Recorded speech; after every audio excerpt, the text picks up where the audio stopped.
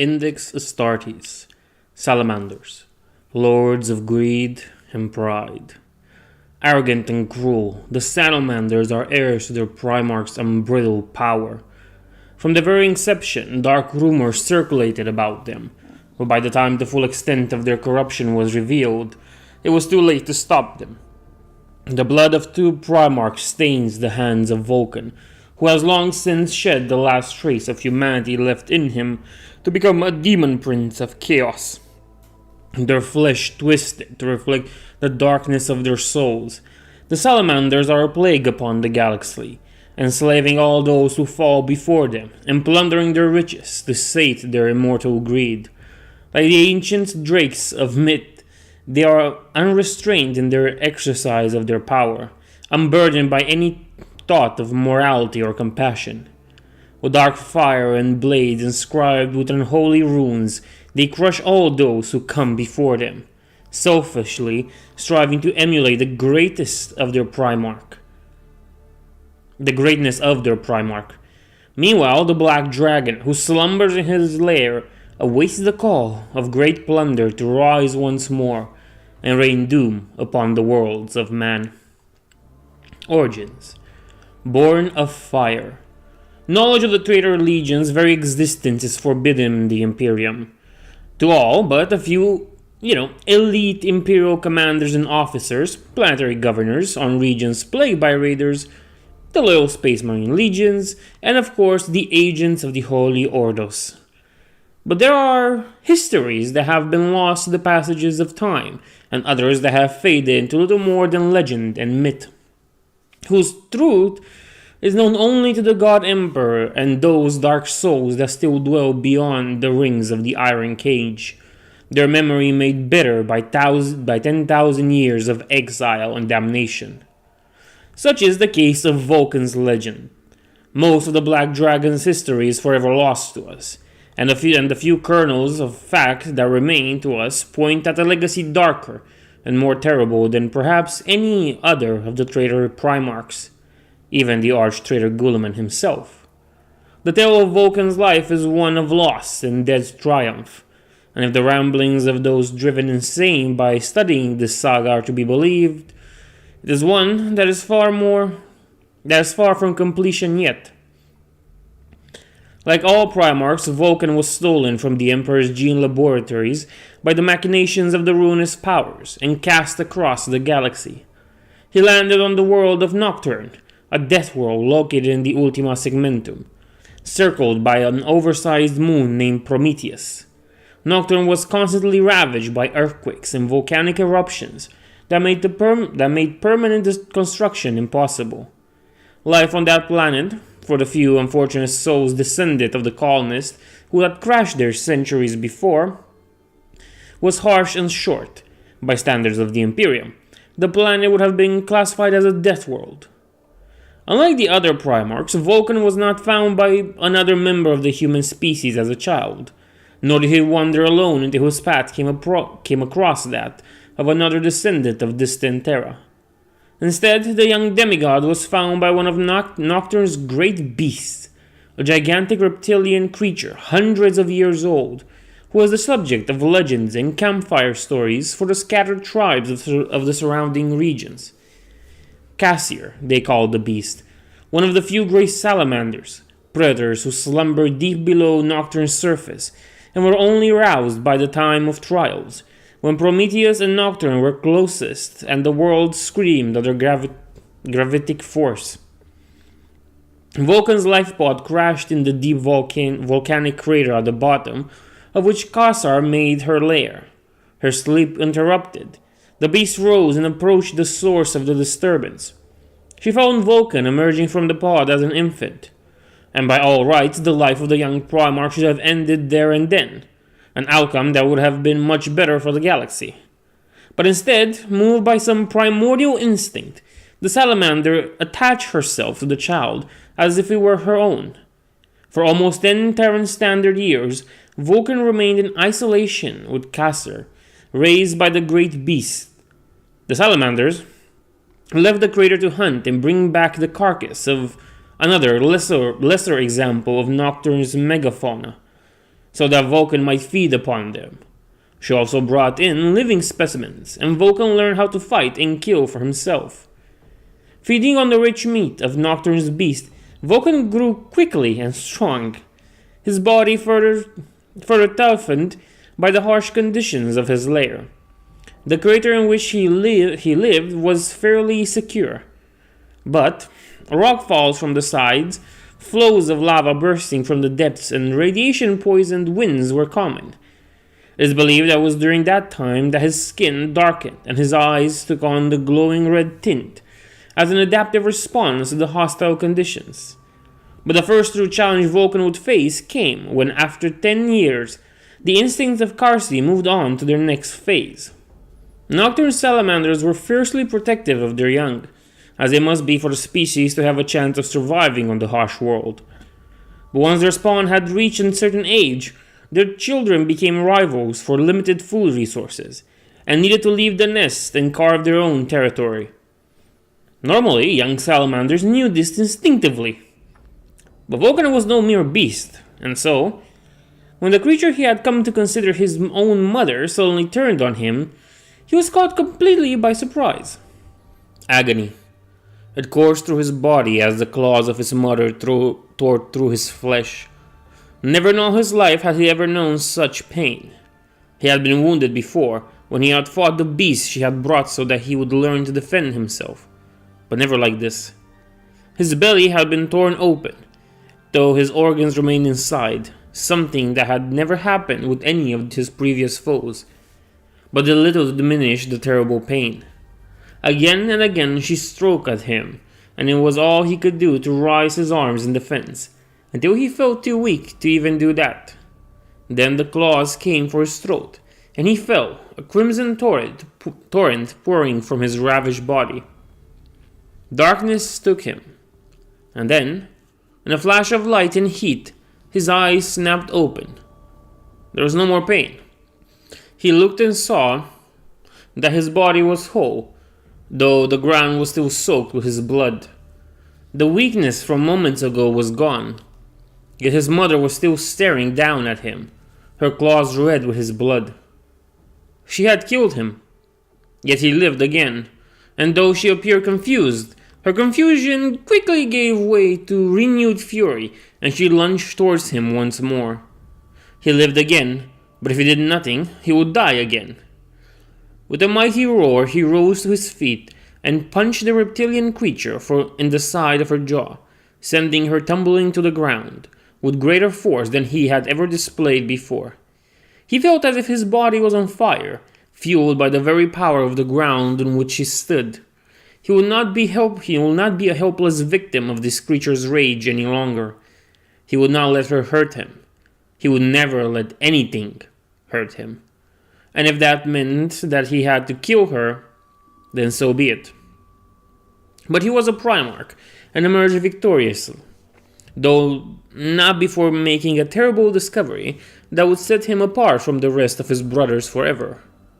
Vulcan could not die. After being slain by the Karsi in the battle's first moments, he had risen from the dead, restored to full health, and possessed of an even greater vigor than before.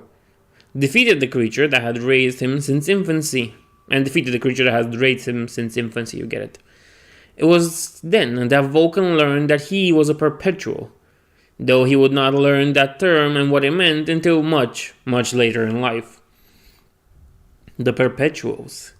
Death is inevitable. It is the one thing that binds all members of the human species together. From the lowest dreg in the Underhive to the Lord Governor of an entire sector, all are bound by the inevitability of death. The Emperor alone, so the Ecclesiarchy teaches us, is beyond death, and even then, it is because he moved beyond it when he shed his human form and became a god. Even Xenos species must obey the same law, and save for the unliving legions of the Necrons or the accursed spirits of the Neverborn, all things must eventually face the Reaper. To have a soul, no matter how wretched or tainted, is to live in the shadow of death. Except that such is not the case, and in the deepest archives of the Inquisition, the truth is written behind half-forgotten myths and legends. There are those who are untouched by death, who go through the passage of millennia unaffected. Hundreds upon hundreds of years might pass, and yet they remain the same, returning even from the most hideous and complete death, looking none the worse for wear. They are known as the Perpetuals, and each of them is a power in him or herself, not because of any particular power they might possess.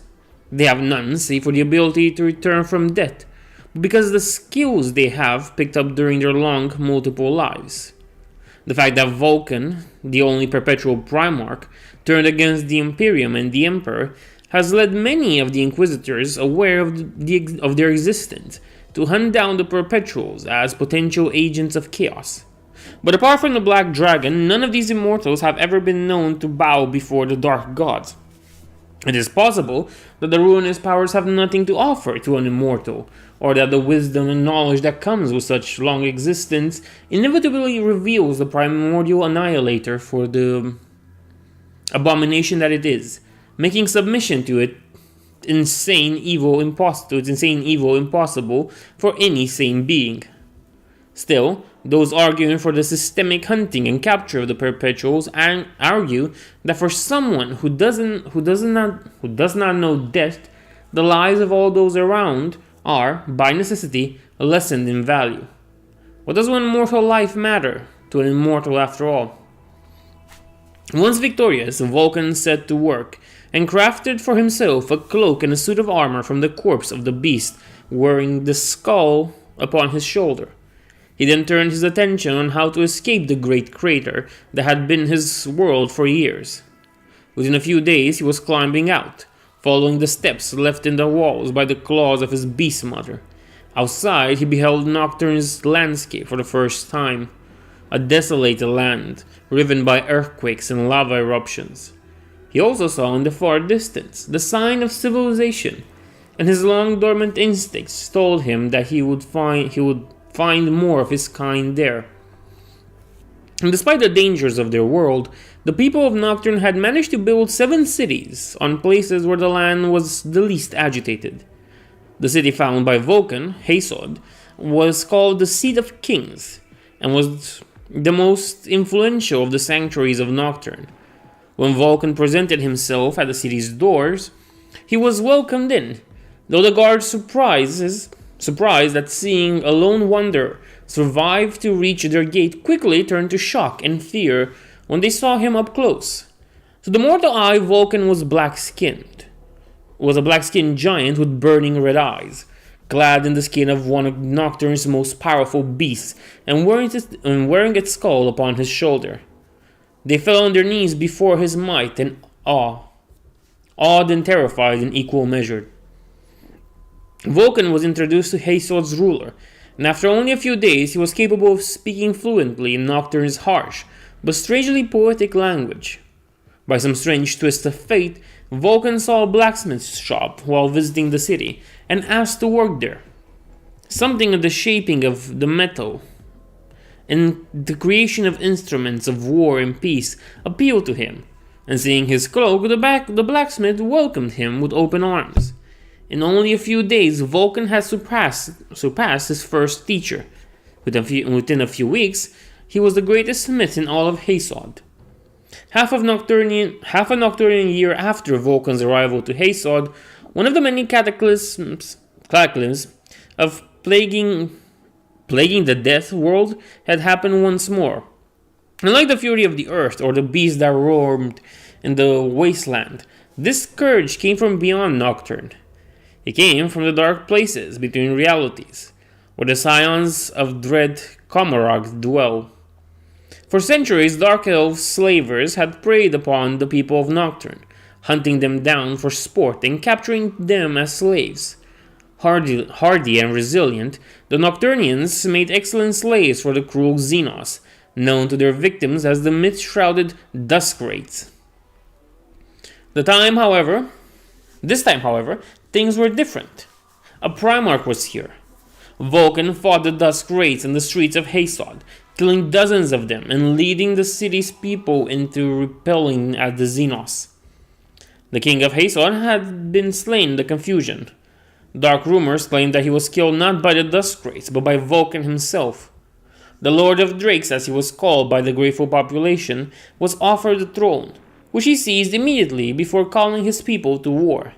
The Dust Wraiths were still harassing the other cities, as he intended to free them from their invaders' depredations. Within a few weeks, Vulcan had crafted powerful weapons for Hesiod's most powerful warriors, those who had proven themselves in his eyes when fighting back the Wraiths in the city's streets. City by city, Vulcan and his army fought and defeated the Dust Wraiths, gaining new followers at each step of the way. However, by the time they reached the seventh city, what name is that? Skarok, the Dark Eldars had escalated their activities, driven into frenzy by the news of their preys unexpectedly fighting back.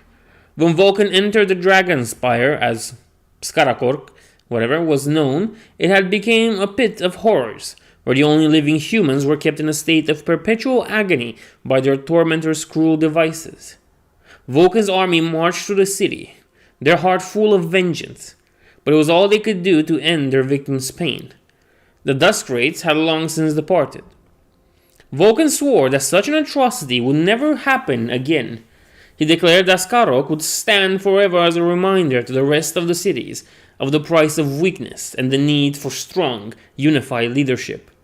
With almost no opposition, Vulcan was proclaimed master of the 6 remaining city sanctuaries and began to work on rebuilding Nocturne according to his own vision.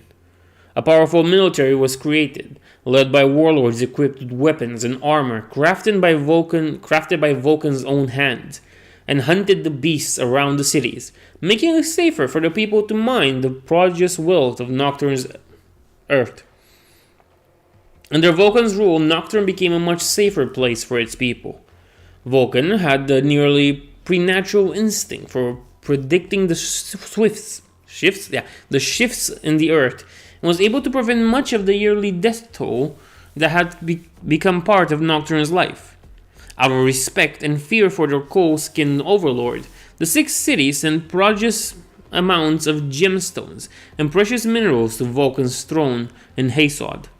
With these, the Lord of Drakes forged weapons, but also wondrous works of art that were exposed in his castle, and people flocked from all over Nocturne to see them. It was the first time in recorded Nocturnian history that the clans had the opportunity to truly enjoy beauty rather than fight for their survival. At the same time, Vulcan did not tolerate dissent, and those who opposed his rule or spoke out against him were quickly disposed of by his loyal supporters. The only exceptions were those who possessed useful skills or connections. They were brought before Vulcan himself, where the natural presence of the Primarchs soon overwhelmed them and turned them into the most devoted servants of the Lord of Drakes. Peace and civil order were maintained through an unyielding military rule, and all were expected to serve the will of Vulcan. This system was brutal, but effective, and perhaps the only one that could have worked on a death world such as Nocturne. We will never know. When the Emperor came to Nocturne, he found his son at the head of a powerful and prosperous empire, carved out of the savagery of the world that might very well have claimed his life. The master of mankind descended on Nocturne in disguise, and used the ancient rituals of trials of the world to challenge Vulcan's might and intellect. Vulcan emerged triumphant in every trial and demanded to know who was this outsider who dared question his fitness to rule. Then the Emperor revealed himself in his true glory, and Vulcan knew that he had finally found someone who did not stand by their very nature beneath him. It is said that he laughed when he saw the Emperor the first time he ever did so in the memory of his servants, for he believed that at long last he would no longer be alone. There are even tales of that the Emperor joined in his son's joy in a display of innocence that will later be so cruelly shattered. The Emperor told Vulcan of the great galaxy, of the 1,000 worlds that needed to be brought out of the darkness and into the light of civilization. He praised Vulcan's work on Nocturne, and spoke of the legends that had been crafted from his blood. This legion, the Sons of Vulcan, direly needed his leadership. But first, the Lord of Drakes needed to learn the knowledge he would require to fulfill his role as a general of the Imperium's Great Crusade. He also told the young Primarch about his brothers, those who had been created in the same way he had been. I don't know why I did that. Eager to meet his siblings and face the new challenges of the Great Crusade, Vulcan accepted the Emperor's offer. He left the ruling of Nocturne to his subordinates, but ensured that they would have the Imperium's support, and that the children of the Six Cities would be tested for the honor of joining his legion. For several years after that, Vulcan fought at the side of the Emperor. His true nature kept secret while he learned the skills of a commander, and the structure and technology of the Imperium. Rumors about the mysterious warrior clad in green draconic armor spread wildly across the forces of the Great Crusade, and speculation as to his true nature was rife, until the day the Emperor judged Vulcan to be ready to reveal himself and take the place that was rightfully his. The Great Crusade. Tyrants among shepherds. On the anvil of war are the strong tempered, and the weak made to perish. Thus are men's souls tested as metal in the forge's fire. We are the champions of this new age, my sons, and we shall forge the future of all mankind with our deeds. Like the blacksmiths shaping the blade, we cannot afford to be kind to the material we use. Only by beating it into shape shall we make it strong enough to weather the passage of time and threats. For make no mistake, there are threats uncounted awaiting the stars, Xenos that would see mankind wiped out from the galaxy, if they had the chance, and legacies of our ancestors' failures slumbering on forgotten worlds, waiting for the foolish to rouse them once more. Only through strength can we defend ourselves from these perils, by crushing all those who oppose the Imperium's rule of the stars. Greatest of all the dangers, however, is disunity.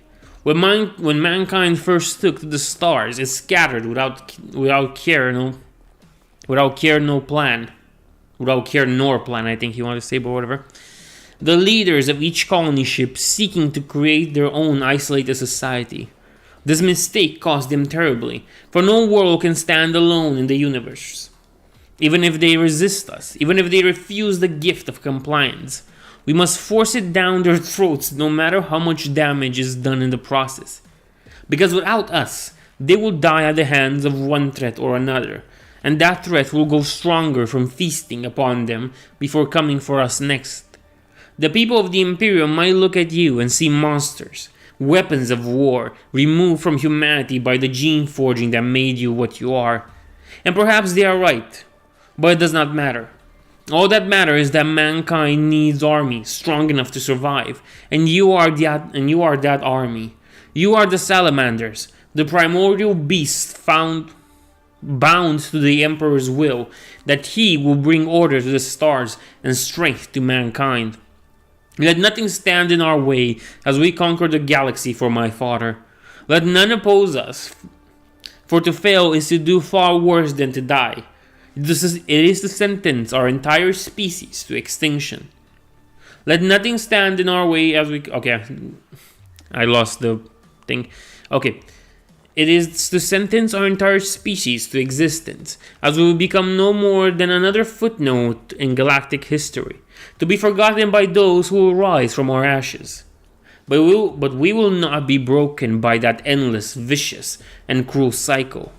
We shall master it, and in doing so, we shall become immortal.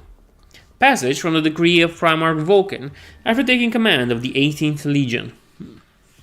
Even before Vulcan's discovery, the 18 Legion's reputation was a dark one. Their creation has been shrouded in secrecy by the Emperor. Their first warriors kept away from the other legions for unknown purposes. Dark rumors circulated among the citizens of the Emperor's domain, especially when the only two other legions to be treated this way were the 6th and 20th, both of which would come to be feared and revealed in equal measure over time.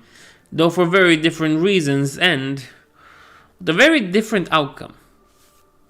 The appearance of the legionnaires only aggravated the issue, while foolish discrimination based on skin color had long since disappeared in an Imperium fighting against the mutator Horus created by the Techno-Barbarians. The 18 Legions gene seed caused those it was implemented into to develop thick scale-like black skin and red glowing eyes. These traits gave them an inhuman appearance that surpassed the mere size and proportion of transhumans. Combined with the attitude of these warriors on the battlefield, fearful whispers of devils and monsters spread among the human forces deployed alongside them. The warriors of the 18th Legion were first revealed to the rest of the Emperor's servants near the end of the Unification War, when they were unleashed in the assault on the Tempest Galleries. This was during the final extermination of the Ethnarchy, a cabal of insane gene twisters controlling thousands of enhanced transhumans of their own, and circles of chemically enslaved psychers, as well as possessing many technological relics of immense power. Earlier in the Unification Wars, the Ethnarchy had been contained in the Caucasus waste at a terrible price. Millions had been lost, and more than 10,000 Thunder Warriors had perished as well. Using burrow engines, the 20,000 Astartes of the 18th Legion infiltrated the Ethnarchy's last fortress from below in order to sabotage its massive and powerful defenses. At the core of the fortress, they fought not against flesh and blood, but the antique, near-sentient constructs that were tasked with the defense of the complex, which drained energy from the very molten core of Terra. Between the brutally hostile environment and the highly intelligent and powerful foes, it took all the Astartes had to triumph.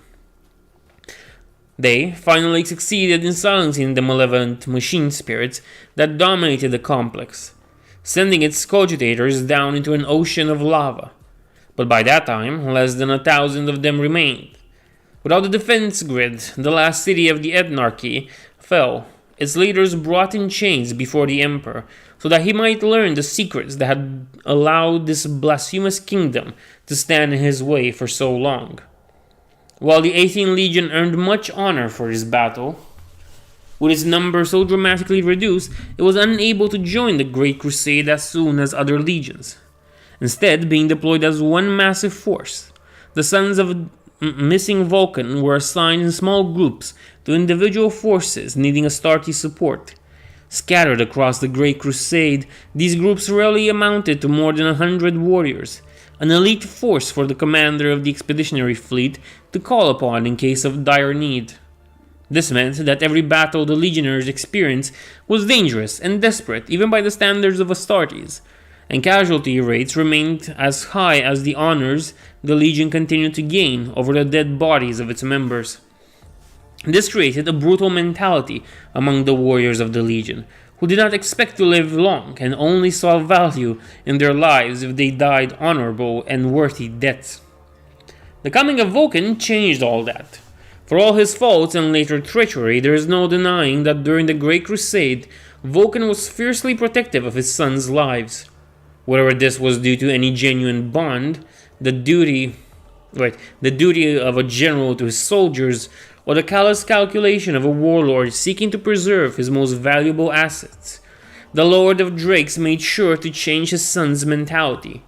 He named them the Salamanders, so that they would carry on the legacy of strength and a near invincibility of these great beasts. He gathered them all in one force, not hesitating a single moment to use his Primarch's authority to revoke the oaths that had bound them to other armies. United under his command, and with fresh recruits coming in from Nocturne, the 18th Legion was saved from the brink of annihilation and reborn as a potent fighting force for the Great Crusade. In barely a few years, the Salamanders' numbers were in the thousands once more, and a century after the Crusade had begun, they were, if not the most numerous legion, at last no longer considered in danger of dying off. Vulcan's time as ruler of Nocturne had given him a keen eye for the ambition among mortal men, and he quickly formed a web of allegiances with other commanders, offering his legion support, but also personal presents of weapons and armor crafted with his own hands. The commanders of the Imperial Army, honored with such princely gifts, dedicated the forces under their command to Vulcan's endeavor in the Great Crusade, and later formed the core of the human armies who turned against the Emperor alongside him. Outside of these allied worthies, however, the Salamanders were regarded as mighty but exceedingly brutal warriors. Vulcan's tactics were brutal, aimed at minimizing Imperial losses and achieving quick compliances with little regard for the collateral damage. And they worked. In the Battle of Anthem, the first in which the Lord of Drakes fought side by side with his reunited legion, his tactical instincts served him well against the numberless hordes of the orcs. Using the fire weaponry and the first of the strange, deadly weapons Vulcan had forged after learning the secret of the Mechanicum, the orcs were slaughtered to the last. With the greenskin menace curtailed, the Salamanders quickly pacified this entire region of the Halo Stars, destroying several other Xenos threats that had plagued the human worlds of the sector during Old Night. Vulcan rejoiced at a task well done, and vowed that he would repeat his success and surpass it in the rest of the crusade. But Vulcan failed to realize that without the pressing threat to make them welcome the Imperium's assistance with open arms, many of the human communities scattered across the galaxy would cling fiercely to their independence. This was the purpose of the iterators, I guess. To convince these reluctant children of Terra to return to her embrace. In Vulcan's eyes, however, any who refused to join the Imperium were either ignorant or foolish, and time spent discussing with them was time wasted during which another world's cries for help against galactic dangers weren't unanswered. His conquests were quick and violent, as he did not hesitate to use whatever means would lead to the enemy's surrender most quickly. While his methods often left the military forces of the worlds brought to compliance in ruins and the ruling class decimated, the Salamanders refrained from causing civilian casualties where possible. This was not out of any lingering kindness in their heart, but a matter of supreme pragmatism. The dead made poor Imperial citizens, and butchering civilians often made an enemy's surrender all but impossible. Avenging one's dead family, the Salamanders quickly learned, was a cause that would make even the most cowardly of men take up arms and fight to the death without ever considering giving up. The Alliance of Novarian had stood for 6,000 years, surviving through the horrors of the Dark Age of technology and the Age of Strife that followed it. Their fleets and armies had kept their borders safe from alien predations. 12 star systems linked in a stable warp route and united in the name of survival and prosperity. It only took 1 year for the Salamanders to reduce the Alliance to ruin. After the failure of the first diplomatic overtures, Vulcan decreed that the Alliance's defiance of the Imperium would not be tolerated. Their ships were broken in the world's skies, burning fragments raining upon doomed cities. Their armies were crushed on the field of battle, executed to the last as retribution for the few fallen Salamanders. World after world fell, the ruling class annihilated, and the population cowed in terror as the Legion moved on to the next planet. Until at last, Vulcan's flagship darkened the heavens above the Alliance capital world. In desperation, the Alliance leaders attempted diplomacy one last time. It was on the bridge of the Flame Wrought when their plea was received, and saw and heard the Primarch's response. These men and women had been broken, shown their insignificance next to the power of the Imperium. They offered their lives in return for their people being spared, and their few remaining soldiers being allowed to surrender honorably. Vulcan smiled. The most terrifying thing I have ever seen, and I have journeyed through the warp. Congratulated them on their moral courage, and agreed to their offer of capitulation. The planet was taken without a single shot. The soldiers of the Alliance were disarmed and sent back to their homes. After a year of rebuilding ruins, the adepts of the Administratum were relieved to finally see a world brought to compliance without the Salamanders almost completely destroying its infrastructure first. I never found out what happened to the leaders of the Alliance after they surrendered. From the Forbidden Accounts in the Shadow of the Dragon by Navy officer Thorsten Veller. Vulcan regarded his more human brothers as naive and believed that eventually the rigors of the Great Crusade would bring them to see the galaxy as he did. A harsh and unforgiving place that deemed that the strong rule over the weak. While close to Rogodorn and Ferus Manus, who both shared his outlook, he was shunned by the rest of the Primarchs, save for Guilliman. The Primarch of the Ultramarines often met with his Nocturnian brother, trying to convince him to change his views through long and passionate debates into the merits of their various approaches to the rest of mankind. These reunions created a bond between them stronger than any Vulcan shared with his other brothers. For while he never changed his mind and remained certain that Guilliman would change his in time, he appreciated the fact that Roboute was the only one to not have given up on him. The two of them often discussed one of Vulcan's most secret and surpassing passions, a deep and true interest for the ancient arts and histories. According to Remembrancers, the collection of the Lord of Drakes was staggering both in scope and in quality, hosting relics from all of mankind's eras, from the Dark Age of technology all the way back before the first man discovered writing. In those days, Vulcan was fascinated by the flow of history, though it might have all been a front to hide his secret research into discovering the traces left by other immortals across the eons. In hindsight, and with knowledge of the secret Vulcan tried so hard to hide, though he faced little difficulties, never encountering any foe he could not defeat without resorting to his peculiar gift, the patterns in the Lord of Drake's actions are obvious. Whenever a human world colonized in the early epochs was discovered in regions he was tasked to conquer, he would always begin with a diplomatic phase, even if such efforts were obviously going to be fruitless. In the case of the Monarchy of Blood, his insistence that the iterators discuss with the ruling king was downright criminal, as it sent a dozen men and women to certain death. At the time, Vulcan claimed that these were the results of his efforts to mend his ways in a fashion more agreeable to his brothers. But the truth has since been revealed by the Inquisition's research. On every such world, Vulcan sought to buy time in order to investigate the planet's ancient history, searching for clues of the actions of another immortal such as himself. Whether he found any other perpetual that way is unknown. There are no traces of such discovery in the records accessible to us. But surely had Vulcan succeeded, he would have kept it even more secret than the rest of his shadowy quest. Regardless, Vulcan's investigation also yielded a trove of technological lore that he hoarded like the beast of myth he had begun to be compared to. He used his knowledge to craft even more devastating weapons, placing them aboard the grandest of all his accomplishments, the forged ship Chalice of Fire.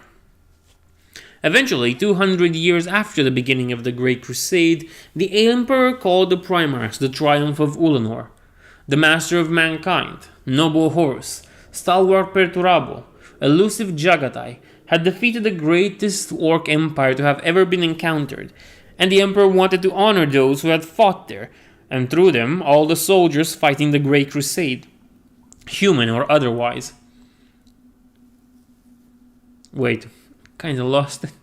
Okay, human or otherwise. Vulcan was there with a group of his most elite warriors, the Pyre Guard, veterans of the legions from the days before Vulcan had been found. They took part in the parade and marched between the gaze of the gathered Primarchs with pride. When the Emperor announced that he was returning to Terra and taking Magnus with him, while leaving Horus in command of the Great Crusade, Vulcan wasn't as shocked as much as he was intrigued. The Lord of the Drakes had ever suspected his father was keeping secrets from the Primarchs, just as Vulcan himself was keeping secrets from his sons and father alike. He attempted to uncover these secrets, believing that they might help the clue in his own quest for answers. But every investigation, legal or otherwise, was met with an adamantium wall of failure and the sudden silence of infiltrated agents. Vulcan's mood grew sour in response to these repeated failures. His tactics grew increasingly brutal, and even more downright cruel on occasion. Soon, the title of Lord of Drakes was replaced by another, whispered fearfully by the civilians of the Imperium and the soldiers of the Imperial Army alike: the Black Dragon. Tales of entire cities being butchered as punishment for their refusal to bend the knee, of grotesque mutation being visited upon surrendered enemy armies to prevent them from ever fighting again, circulated across expeditionary fleets. But it wasn't until Karatan that things came to a head.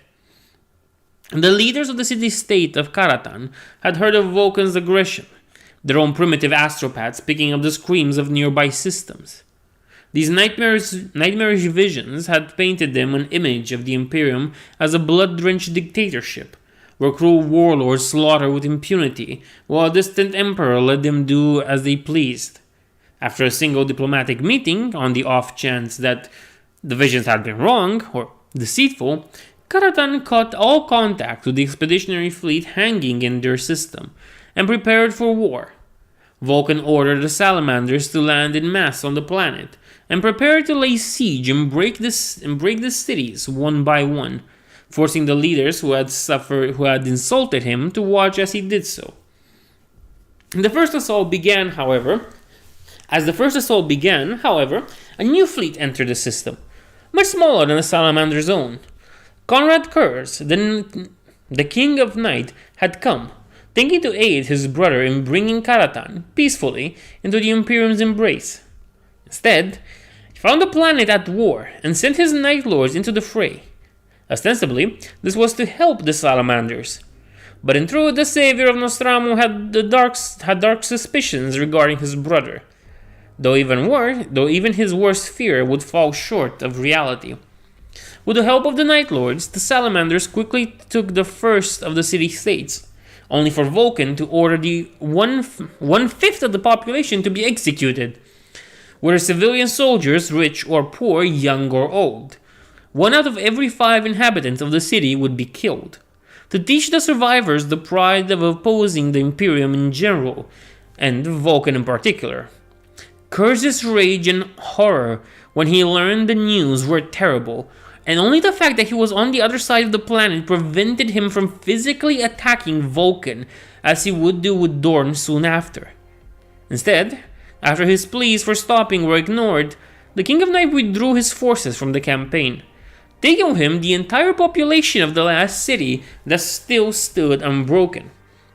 Are you mad, brother? What purpose could such slaughter of innocents possibly serve? Do you so thirst for dominance that you care not how many lives you crush? I swear that if you do not stop this immediately, me and every single one of my sons shall not rest until our father's wrath comes down upon you for your crimes. Attributed to Conrad Kurz during the Kartan incident. After the events of the Kartan, Kurz sent a report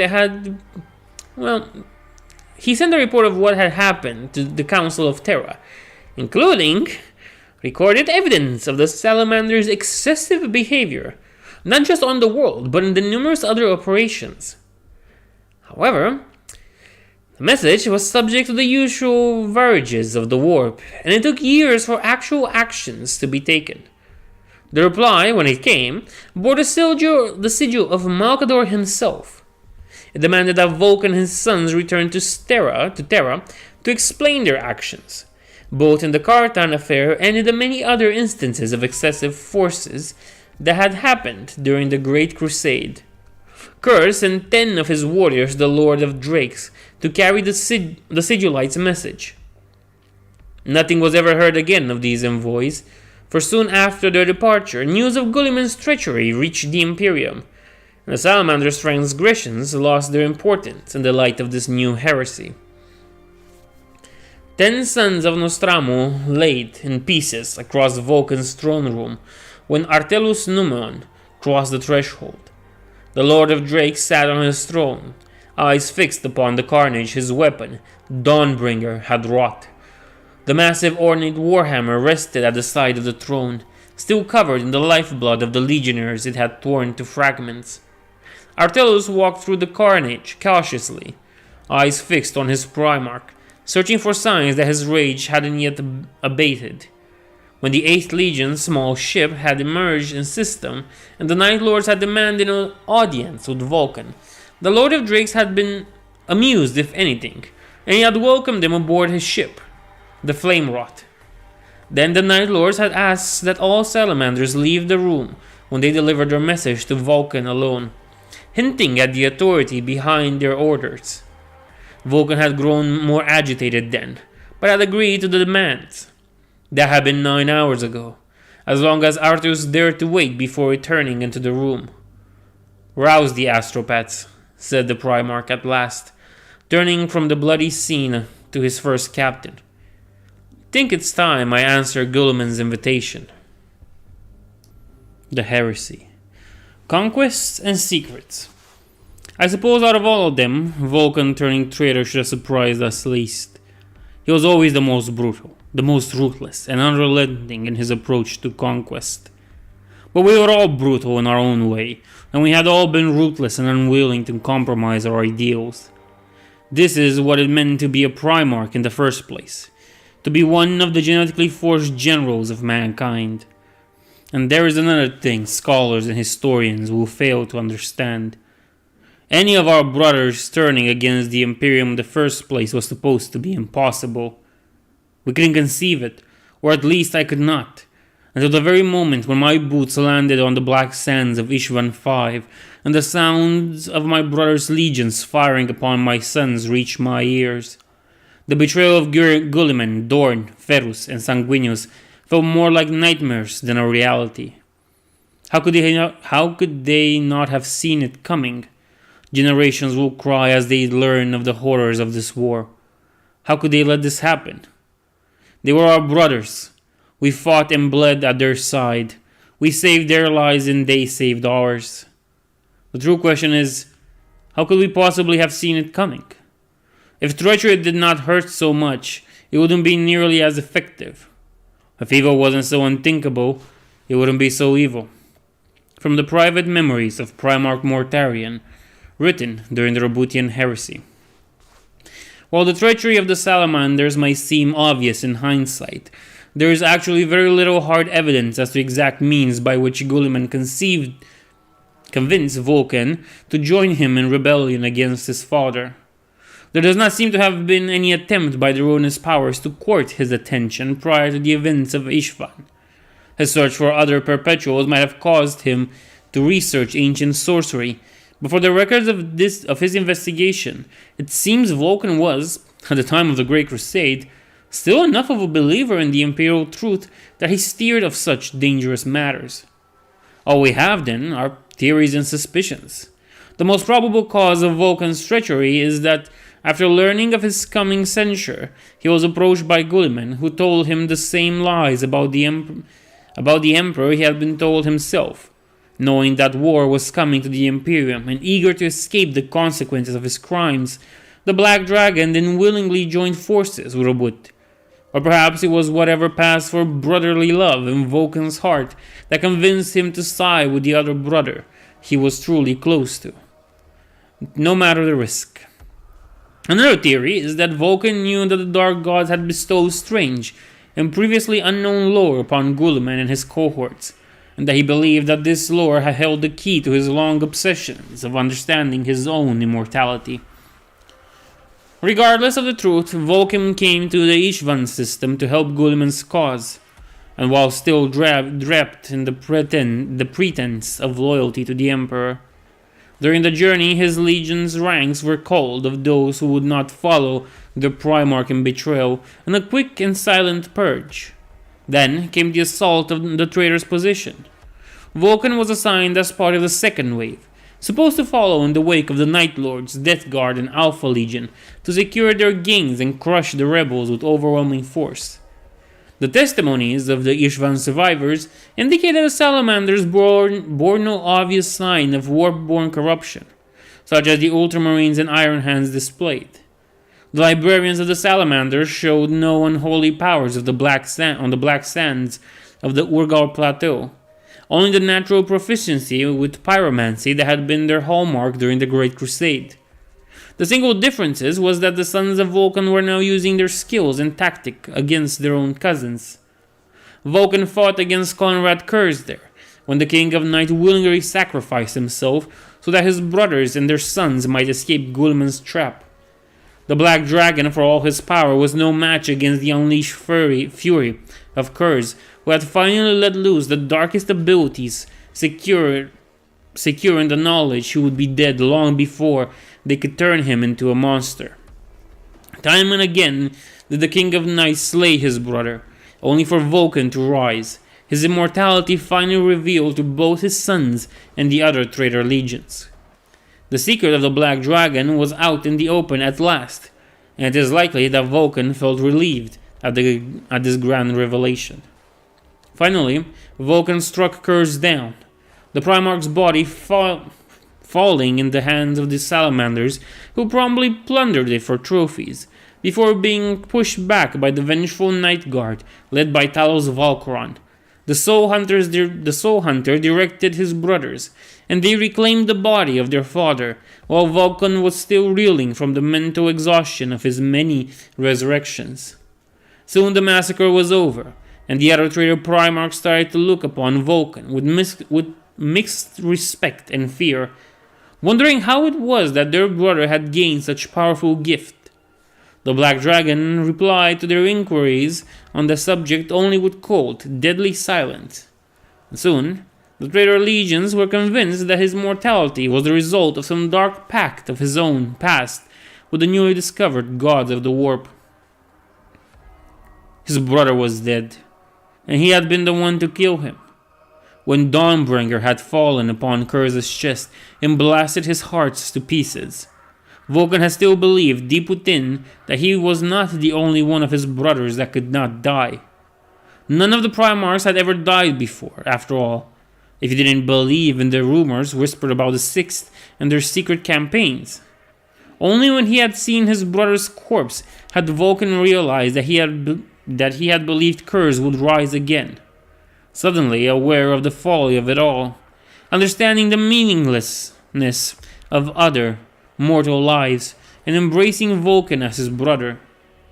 But instead, Conrad had remained dead, staring at him with eyes that even in death judged him and condemned him. That had been why he had stepped back, why he had done nothing as the Night Lords killed his sons and took Conrad's body with them. For the first time in his life, he had felt horror and regret.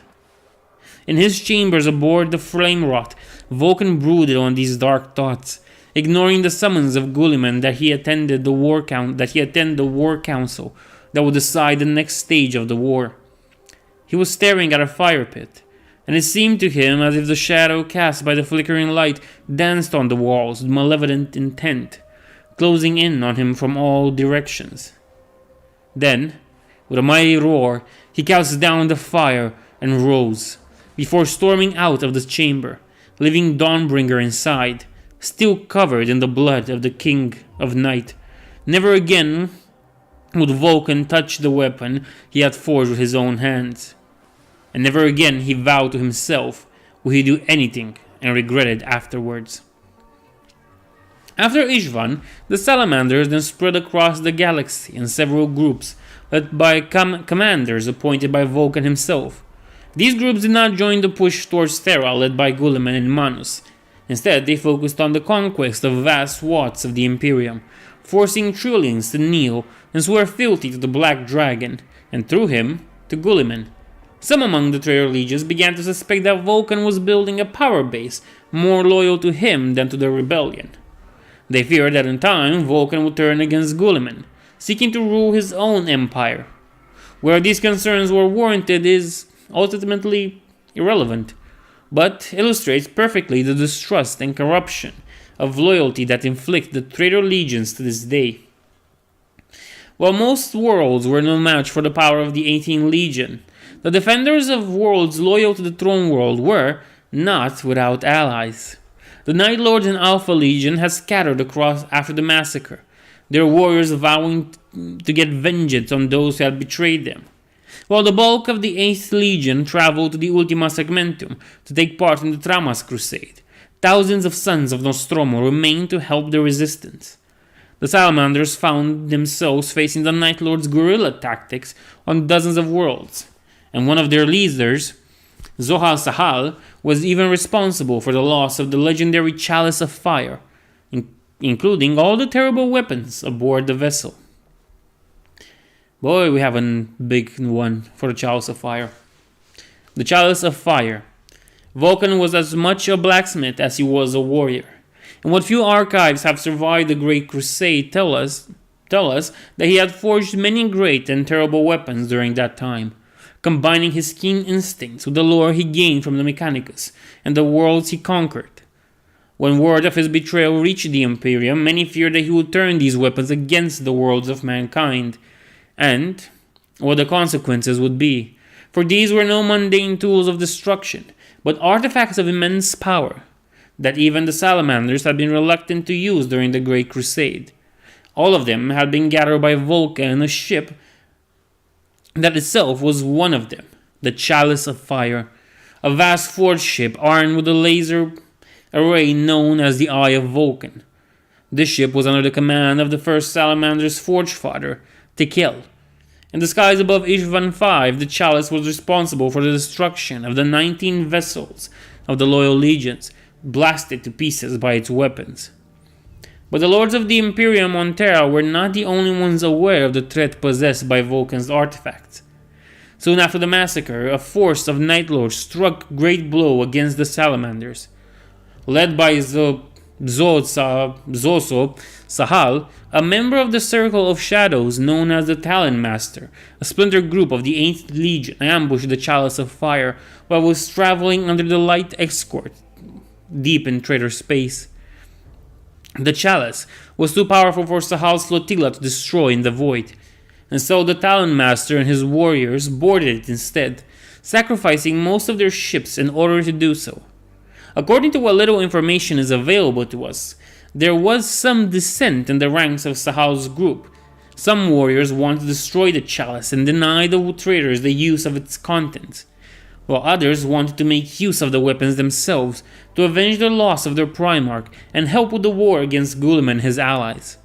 Sahal's own opinion on the matter is unknown, and will likely remain so for all time, for as the Night Lords were fighting the Salamanders aboard the Chalice, a new player appeared in the space battle. A fleet of Eldar vessels emerged from the webway surrounding the Chalice.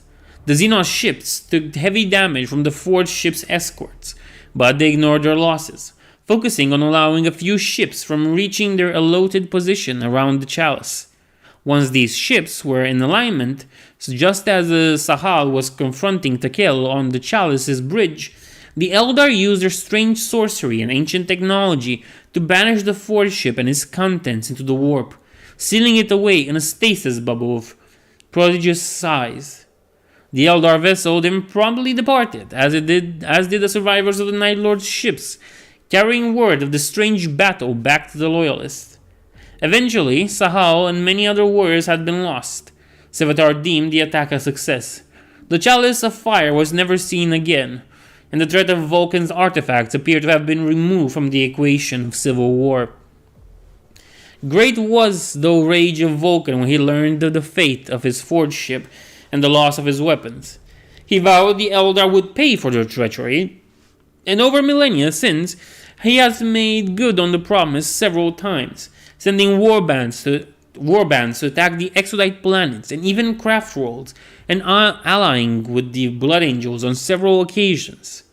Still, the children of Isha remain confident that they did the right thing.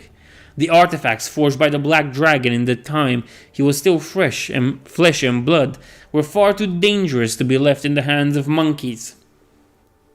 Yes, I said monkeys. Monkeys. Sounds kind of weird. Yet the question remains. The Chalice of Fire was not destroyed, merely sealed away. Even now, there are many Forge Fathers and other Chaos Lords who seek to break its prison and bring it back to the Materium, so that they might plunder its contents. Some factions among the Mechanicos that are aware of the Forged Ship's legend are also hungry for the lost lore it contains, convinced that since it was sealed before the Salamanders succumbed to the lure of chaos, all its treasures will rightfully belong to the Omnissiah's devoted servant. The Inquisition is ever watchful for signs of this dreaded ship's return, and its agents know that should the chalice reappear, they can count on the help of the Night Lords.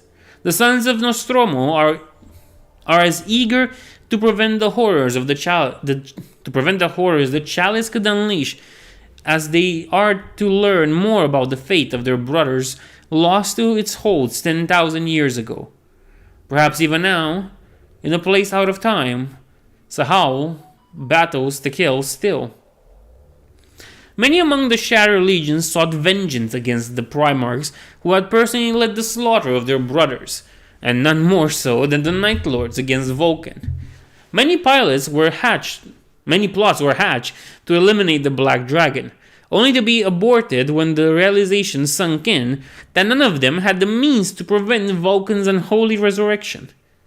That is, none of them until the chief librarian of the 8th Legion, the Terran-born Fel Zaharost, was contacted by a man calling himself John Grammaticus. Grammaticus was a perpetual, something he proved to the librarian by allowing himself to be killed in front of him. Painful as the process was, it, along with the 20th Legion medallion found in Grammaticus' possession, convinced Zaharost to listen to what this immortal had to say. The tale he received is preserved in the archives of the Night Lords as well as those of the Inquisition, who received a copy soon after his founding. According to Grammaticus, he had once been in the employ of a group of Xenos from various species, interested in manipulating the human race to their own ends. Their enemy was a primordial annihilator, the dark forces in the warp that had corrupted and empowered Guilliman and his associates. But this cabal, as it called itself, was no ally of the Imperium. It wanted the traitors to win so that Guilliman would eventually destroy mankind, taking the primordial annihilator along with it. Grammaticus' desertion was, he said, a tale for another time, for he brought knowledge far more important to Zarahost's immediate needs: a means to kill Vulcan permanently. Before departing the Cabal, John had learned of an artifact called the Fulgurite Spear, a weapon made of the psychic remnants of the Emperor's own power. Lost and forgotten on an isolated world decades ago, this weapon had been prophesied by one of the Eldar Seers to be able to end the life of the Black Dragon. Grammaticus claimed that of all the traitor Primarchs, Vulcan was somehow the most dangerous, and that if he were not stopped, he would, in time, become the most terrible threat to all sentient life in the galaxy. Zarhos needed little convincing to go after the Fulgurite, his own hatred for the fallen Lord of Drakes making all other considerations secondary. The Fulgurite rested on the world of Tarsonis,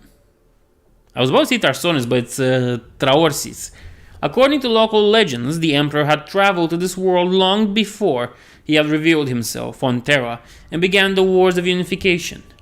There he battled a covenant of demons, sorcerers, and their minions. Such had been the power unleashed there that the Fulgurite Spear had formed from the remaining energies of the Master of Mankind's psychic lightning.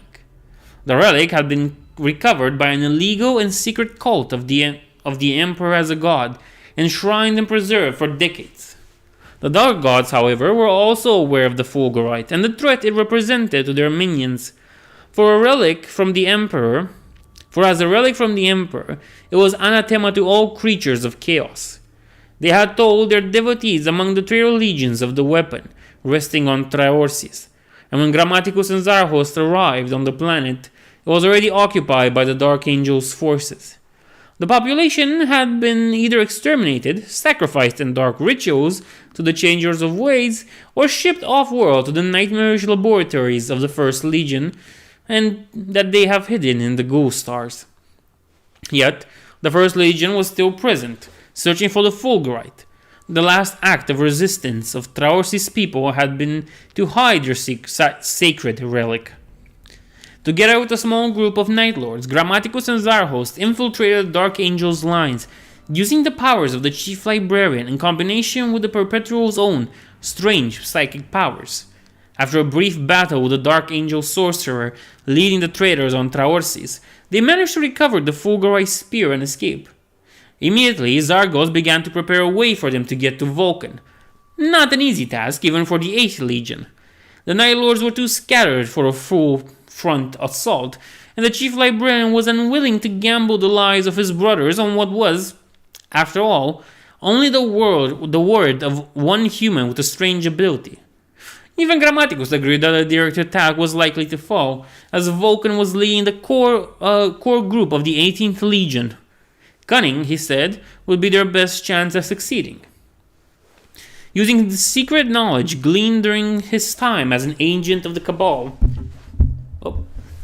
Grammaticus and fellow Zarhost infiltrated the Salamanders' flagship, the Flamerot. The two of them went there alone, for to keep themselves hidden from the perception would require all of their combined efforts. We do not know the exact details of what happened, for John Grammaticus was never seen again, and the headless corpse of the Chief Librarian was displayed as a standard by the Salamanders when they fought against the 8th Legion. We know, however, that Grammaticus managed to reach Vulcan and hurt him with a Fulgurite. While Vulcan survived the attack, he was still wounded, and the damage did not heal as it should have. Unsure of what the consequences would be, should he die again, while the Fulgurite wound was still on his flesh, Vulcan was forced to turn towards the dark arts his brothers had so fully embraced.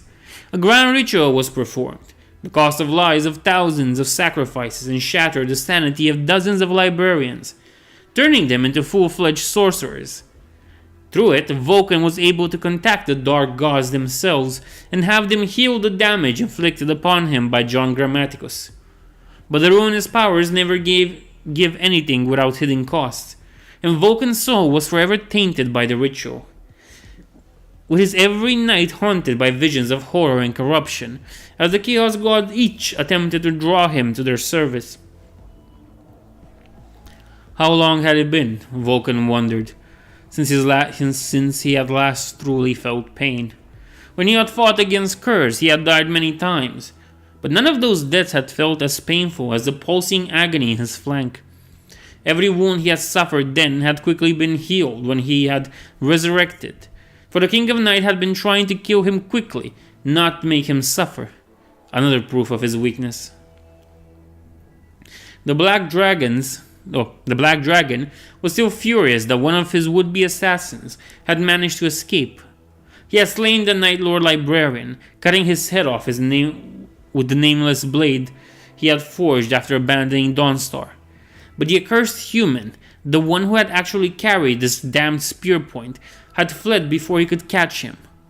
One of his sons had been sure that he had shot the man, but there had been no body when they had reached the location of the supposed death, though there was quite a lot of blood, too much for one mortal to lose without dying. This brought dark possibilities to the mind for Vulcan, but he disregarded them, for he had more pressing concerns. He was still standing in the middle of what had once been a prosperous high city, but was now little more than a graveyard, hunted by the tormented ghosts of its former inhabitants. Millions had been sacrificed, and patterns gleaned from the occult lore Vulcan had accumulated in his search for answers, and from the other renegade legions. Around him stood a circle of 144 librarians, their lips silently moving as they mentally recited incantations of Vulcan's own design, based on the scrolls plundered from the vaults of a Xenos species he had personally all but exterminated. A few had escaped him, but regardless of what lord they had managed to flee with, Vulcan was confident that the Sauruti would never again be a threat to mankind. The air shimmer would barely contain power. Then a crack appeared in the very fabric of the universe. then spread until reality shattered and the layer behind the materium was revealed. Vulcan looked right into it, and as the incantations continued, now shouted loudly, in voices that seemed to be more than a little hysterical, shapes began to form in the roaring maelstrom. 4 grey silhouettes that were actually one. There were actually a trillion souls scattered across the entire galaxy, looking down at Vulcan with eyes filled with the malevolence of the universe. At that moment, Vulcan understood the true nature of chaos. He saw what Guilliman had seen in the Eye of Terror, the power of the primordial annihilator and its connection with every human who had ever lived or would ever live. He saw the true nature of mankind looking at him through the mask of the ruinous powers. They are us, he thought, cold horror flinging his mind at the dawning revelation. These gods. They are us. He felt his sanity tremble, and for a moment he teetered on the brink of the abyss of madness, about to fall and embrace the worship of chaos, as so many had before him. Countless souls had come to this revelation before him, each broken and reforged into a weapon of the dark gods. Before the knowledge that an evil of such scope existed, that it came from and rested into the depths of the human soul, scholars, philosophers, savants, and psychers had all been consumed by madness. But not him. As a black dragon was confronted with his own insignificance in the grand scheme of things, he did not weep, nor did he break. I am no one's slave, he growled, clinging to his own identity and desires. I will not serve, I will not kneel. Never. The only reply from the storm of ruin was a terrible laughter, filled with a dreadful indulgence and the inevitability of damnation. I call upon all the powers of the beyond, Vulcan shouted, at the very face of insanity. The price has been paid in blood and souls. Heal me from this curse and restore my full might. The entities around, above, beneath, and within him laughed even louder and reached out. Soon after the assassination attempt, Vulcan turned his eyes towards a distant planet and the Segmentum Tempestus. This world had nothing of worth about it, save that it had served as a staging ground for the Great Crusade and likely contained the resources left behind by the many forces that had used it over the decades. It was known as Talaran, and in the nightmarish visions sent by the dark gods to torment him, Vulcan had learned a secret that the ruinous powers had likely attempted to keep a secret from him. Beneath the surface of Talaran was buried an artifact of prodigious dark power, one that in the right hands could be used to defeat the dark gods themselves. The curse of Alganar, one of the 3 gateways of the gods. This war vortex could grant those strong enough to master it, few as they were in the galaxy, control over the energies of the Imperium and the dominion over its denizens. The Salamanders came to Talaran in force, and the war began with a viral bombing of the entire planet. Vulcan had no desire to waste time by prosecuting a traditional war. He had come to Talaran for one reason only, and the world's resources and inhabitants played no part in it. Some of the people of Talaran were able to shelter in the great sealed vaults that had been used to store the equipment left behind by the Great Crusade, but the environment was ravaged, a once verdant world transformed into a desert of radioactive sandstorms. The Salamanders' resilience to radiation allowed them to walk on the surface while only wearing power armor. But for the human survivors, travel was only possible in armored vehicles, and even then only for a short period of time. Fortunately, the vaults held plenty of tanks in various states of repair, and soon the Talaran rose once more, determined to avenge their world. Thousands of tanks rolled towards the traitor's position, and despite the clouds of dust, they were visible from orbit long enough before making contact that the Salamanders had time to prepare. Still, Vulcan had not anticipated such resistance. He had believed that only a handful of terrified civilians dwelled in the vaults. The Battle of Talaran began as a gigantic clash of tanks amidst the ashes of the world, and things only escalated from here. The loyalists of Talaran managed to send an astropathic call, and soon reinforcements from both sides poured in onto Talaran. The soldiers of the Emperor who came to Talaran did not know why the planet was so important.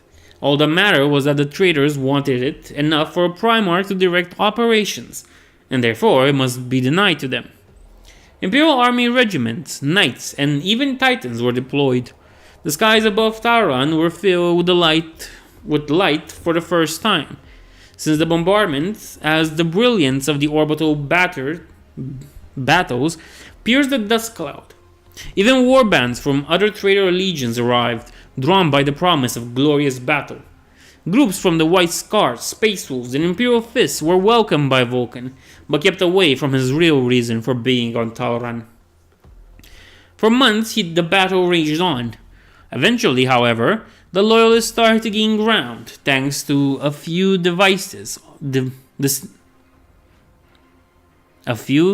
deceive operations of infiltrations and sabotage by the Alpha Legion that led to a final decisive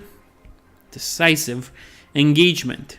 According to the surviving accounts, almost 1 million tanks and other heavy vehicles were involved in the last confrontation. Though the countless acts of heroism and self-sacrifice the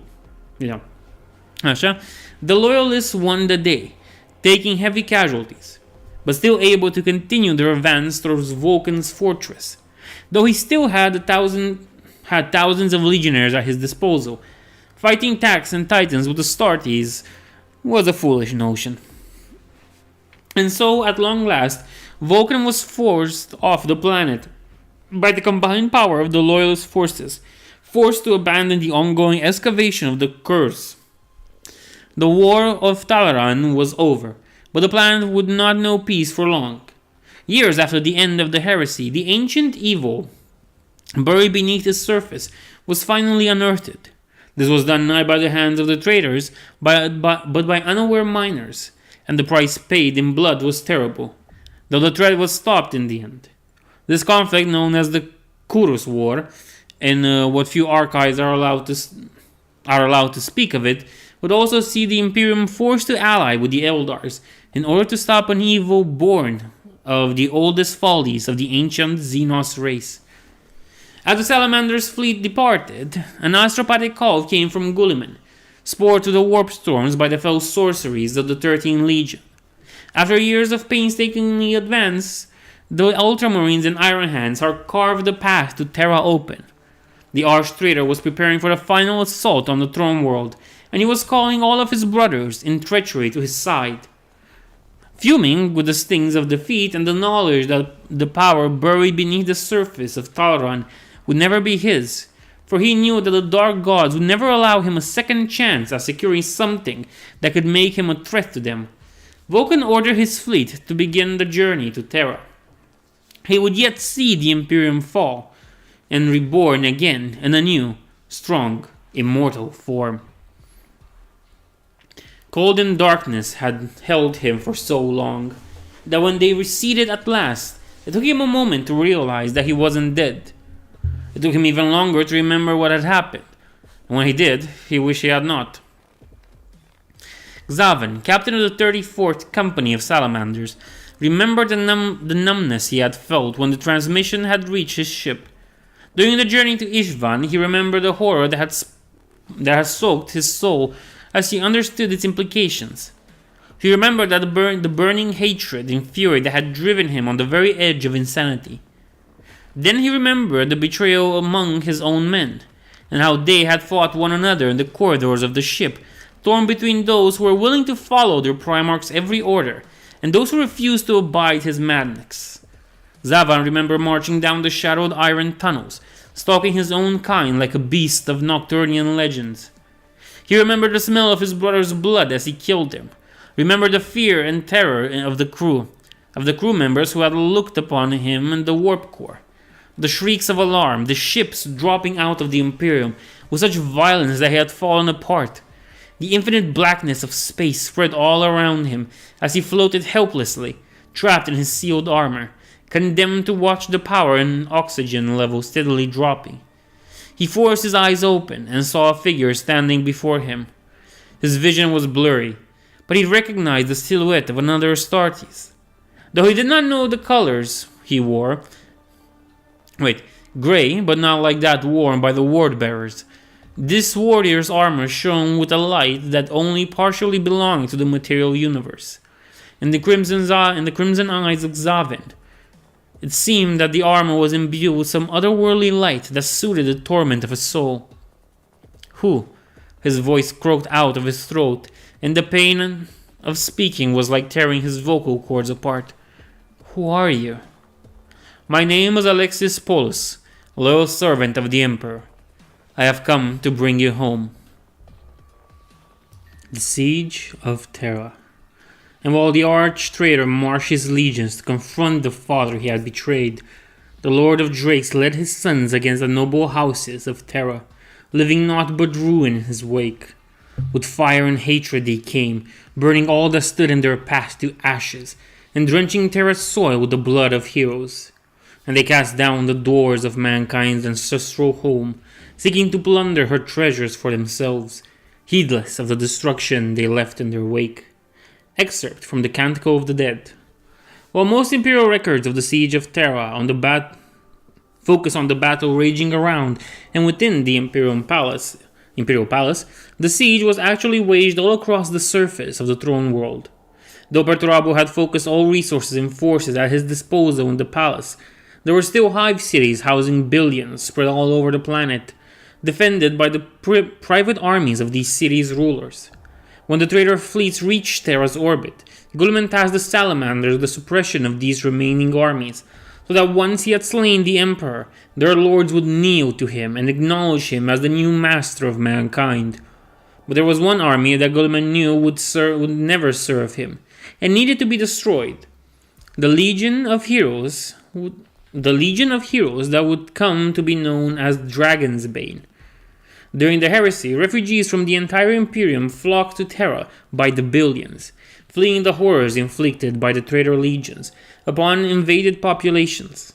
After being vetted by the Iron Warriors and Custodes, a process that sometimes took months, these refugees were allowed to set foot on the throne world. However, for security reasons, the bulk of them were sent away from the Imperial Palace and onto the lands of Merica. The Lords of Merican's hive stretched their resources to accommodate this sudden increase in population, and the flow of supplies from out-system increased to match. Over the years, these people integrated themselves into the hives, and when it became obvious that the war would come to Terra eventually, many volunteered to fight for their new homeworld. Several American noble families fiercely loyal to the throne nearly bankrupted themselves to arm, equip, and train millions of these volunteers, making them a true military force, no inferior to those of the Imperial Army. Driven by the loss of their birth worlds and desire to protect their families, these men and women trained day and night without complaint. Fears of traitors, spies, and cultists infiltrating the refugees were laid to rest by the Thousand Sons, who ruthlessly purged such elements, foiling the plot of the arch-traitor to use these poor souls in order to seed confusion and paranoia at the heart of the Imperium.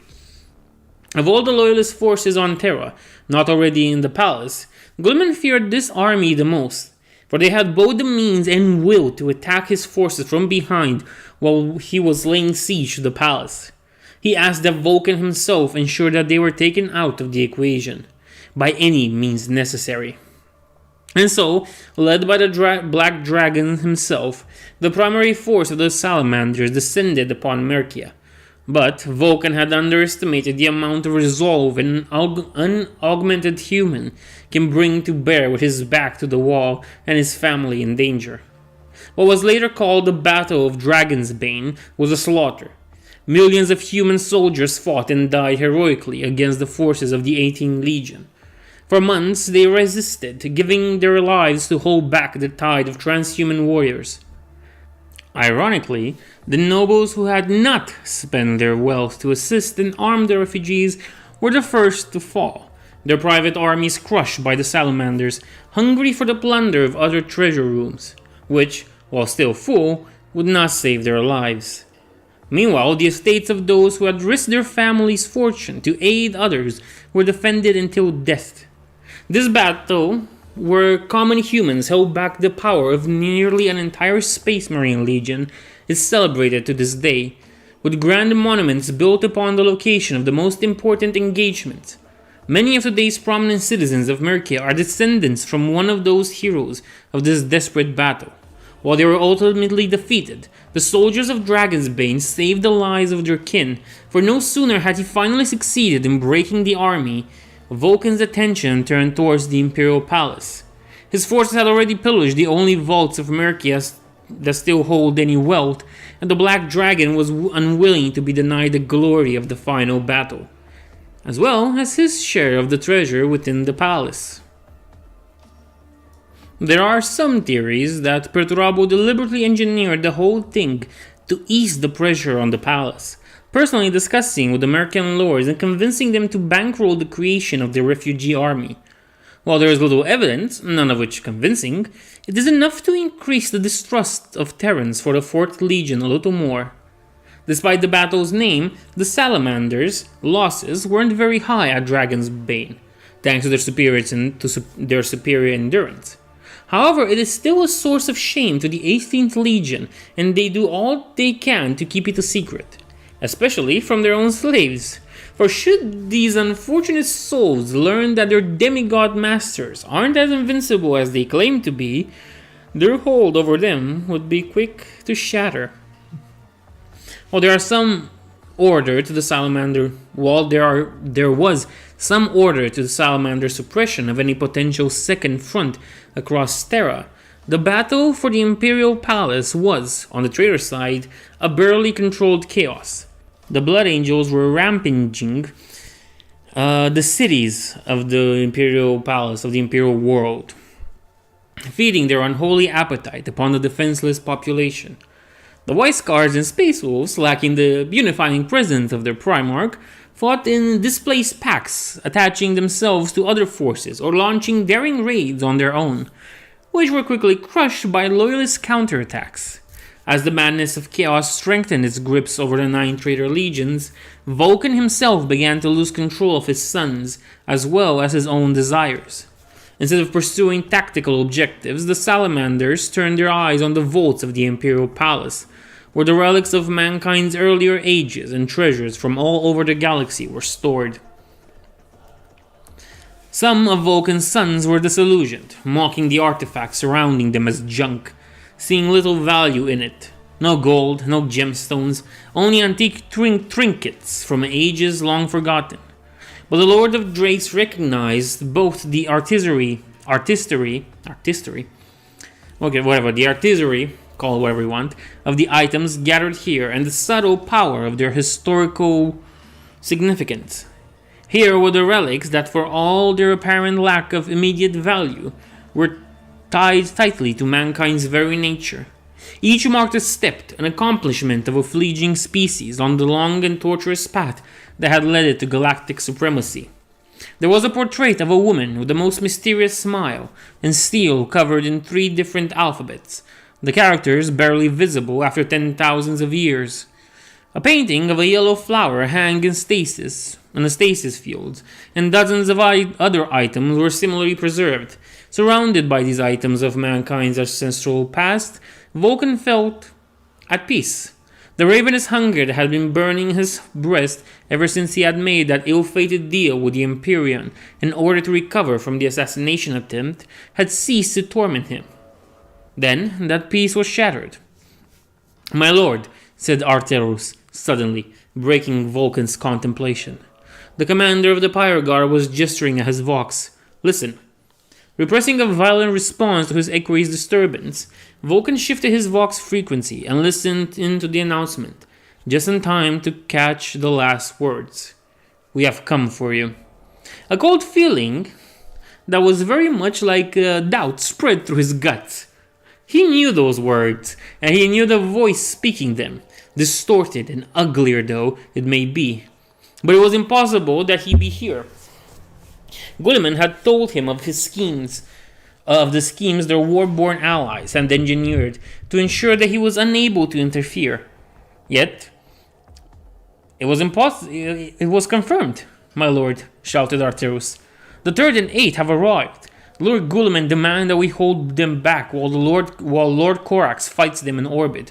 He and the other push in for the final assault. Vulcan cursed silently and looked around one last time.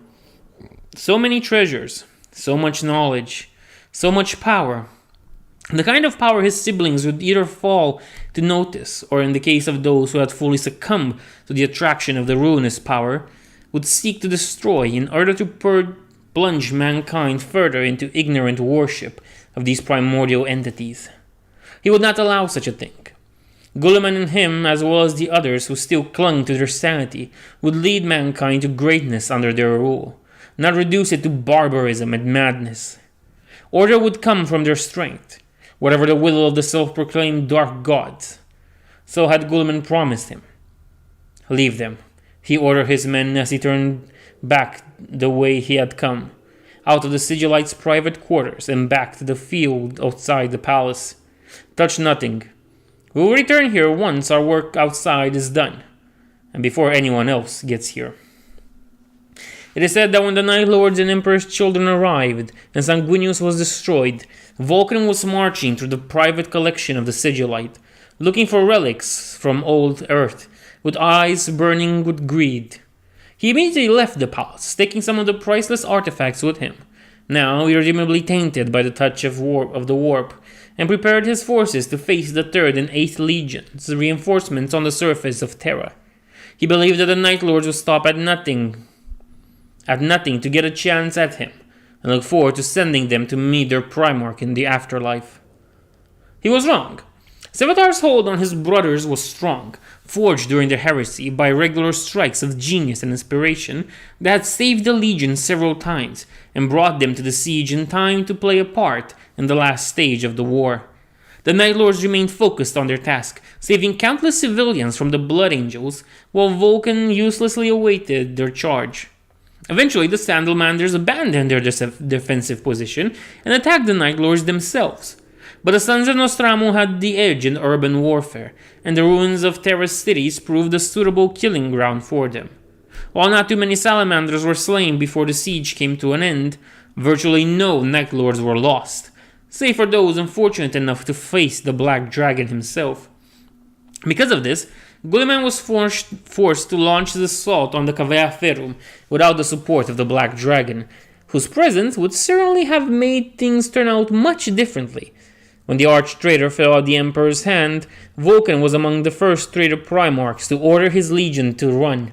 In the eyes of the Black Dragon, he had fulfilled his part in the siege the moment Dragonsbane had ended. Guilliman had proved unworthy when he had failed in his. Whatever the future would bring, Vulcan refused to face it as an animal caged by his brothers once they realized they could not execute him. His fleet left Terra united under his leadership, and it would prove to be one of the most dangerous threats to the Imperium yet. Post-heresy, the dragon ascended. In the fires of war, greater than any before he rises, reborn. A creature not of emotion but of dark desire, fell ambition, waiting for the day he claims to the first and last blade, and becomes the one even the gods shall fear, attributed to broken devotee. The demise of Guilliman did not signal the end of the war for Vulcan. It only changed how he chose to prosecute it. The drive for conquest that had inhabited the Salamanders during the heresy vanished, replaced by a level of greed no one would have thought a Primarch and his legion could be capable of. The 18th Legion come together again under Vulcan's command for the siege of Terra, rampaged across the galaxy, plundering hundreds of worlds in fact, like an unstoppable force of nature. Yet even as his fleet's hold were filled with treasure, Vulcan's greed was not satisfied. A deep hunger had formed at the core of his being, born of the emptiness that had come in the wake of Guliman's death and the loss of Vulcan's purpose. Destiny is the justification of tyrants and the excuse of fools. Ancient Terran proverb. As the Black Dragon committed atrocity after atrocity, the void began to fill with the energies of the warp. No single dark god bestowed his twisted blessings upon Vulcan. The hollowness of his spirit simply called to the flows of the Sea of Souls. Vulcan's powers grew, and at long last he found a new purpose. To become something more than even his father had planned. To shed the last part of himself that remained human, and become a true immortal, freed from the limitation his current body imposed upon him. At this point, Lionel Johnson and Sanguinius had both already become demon primarchs, and Vulcan intended to follow their example, except that he did not intend to bend the knee to any of the four. So began the War of the Dragon, fueled by Vulcan's renewed ambition. The Salamanders slowed their wild course across the galaxy, letting the Imperial pursuit catch up to them. As could have been expected, the Night Lords were leading the charge, burning with a desire to avenge the murder of Conrad Kurz. But though the Night Lords and their allies outnumbered the Salamanders, who had lost almost all of their human supporters during the Siege of Terra and the desperate flight from it, it was part of the Black Dragon's plan. Vulcan had learned from the Siege of Terra that his mere presence would not be enough to goad the Night Lords into reckless action, and so he had designed another way. At his command, thousands of astropaths were tortured, while made to watch the relics Vulcan had stolen from his brother's corpses on Ishvan V. The relic's image was broadcasted into the warp, where it was picked up by the Night Lords, navigators, astropaths, and librarians. Immediately, Civitar, Legion Master of the Night Lords and heir of Conrad Kurz, lost control of his brothers. The Nostraman warriors abandoned the Prince of Crow's carefully designed plan of attack and launched themselves into direct and massed assault.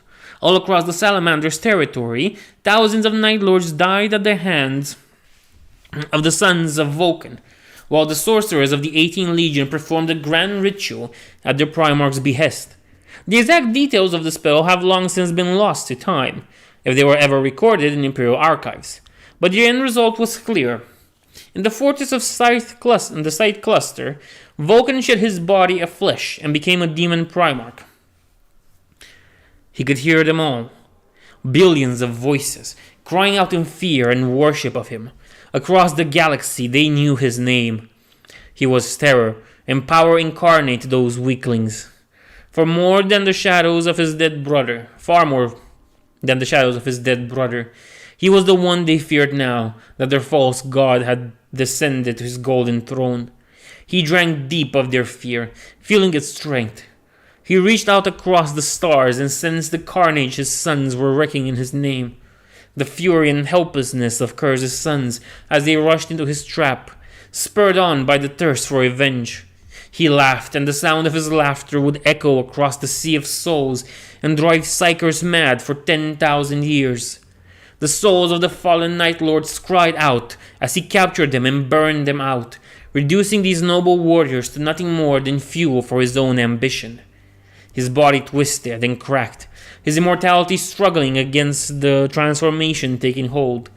He focused all of his will to mastering the power that had returned him to life so many times, bending it into unnatural patterns, forcing it to work alongside the empiric energies rather than against them, in an unholy union that perverted everything his father had ever intended.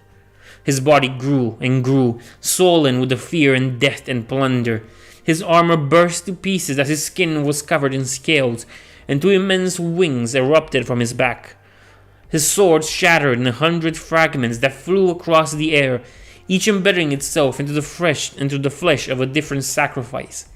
Whatever little remained of Vulcan's humanity was lost, and the Black Dragon opened his eyes and looked down at the dead world with burning red eyes, seeing the tiny green armored beings before him as sparks of light in the infinite black. He opened his mouth, which was now a jaw that could swallow tanks, and roared his might at the face of the universe. The rise of Vulcan sent ripples across the Sea of Souls, causing cults to appear on dozens of worlds and demonic incursions to tear through reality's veil on several. The Imperium was forced to send more forces to deal with the situation, while the Night Lords themselves were reinforced by allies of the highest caliber, the Sons of Horus, led by the now legendary Mournival. At the time, the Salamanders, instead of being bolstered by their Primarch's new terrible power, were instead shaken as the command chain was suddenly thrown into chaos. Vulcan's mind had undergone a transformation as drastic as his body, though philosophers would argue that in both cases his true nature had simply been revealed. He was still struggling with his new existence, and was unable to properly lead his legion, even as the Imperium struck back at it with all its strength. With the help of the Sons of Horus, Sevatar was able to turn the situation, and finally confronted Vulcan in the ruins of Sartine Prime, once a populous hive world whose people had been sacrificed to fuel the ascension of the Salamander's Primarch. There, amidst the bones of billions of dead, the Prince of Crows and the Mournival faced the Black Dragon.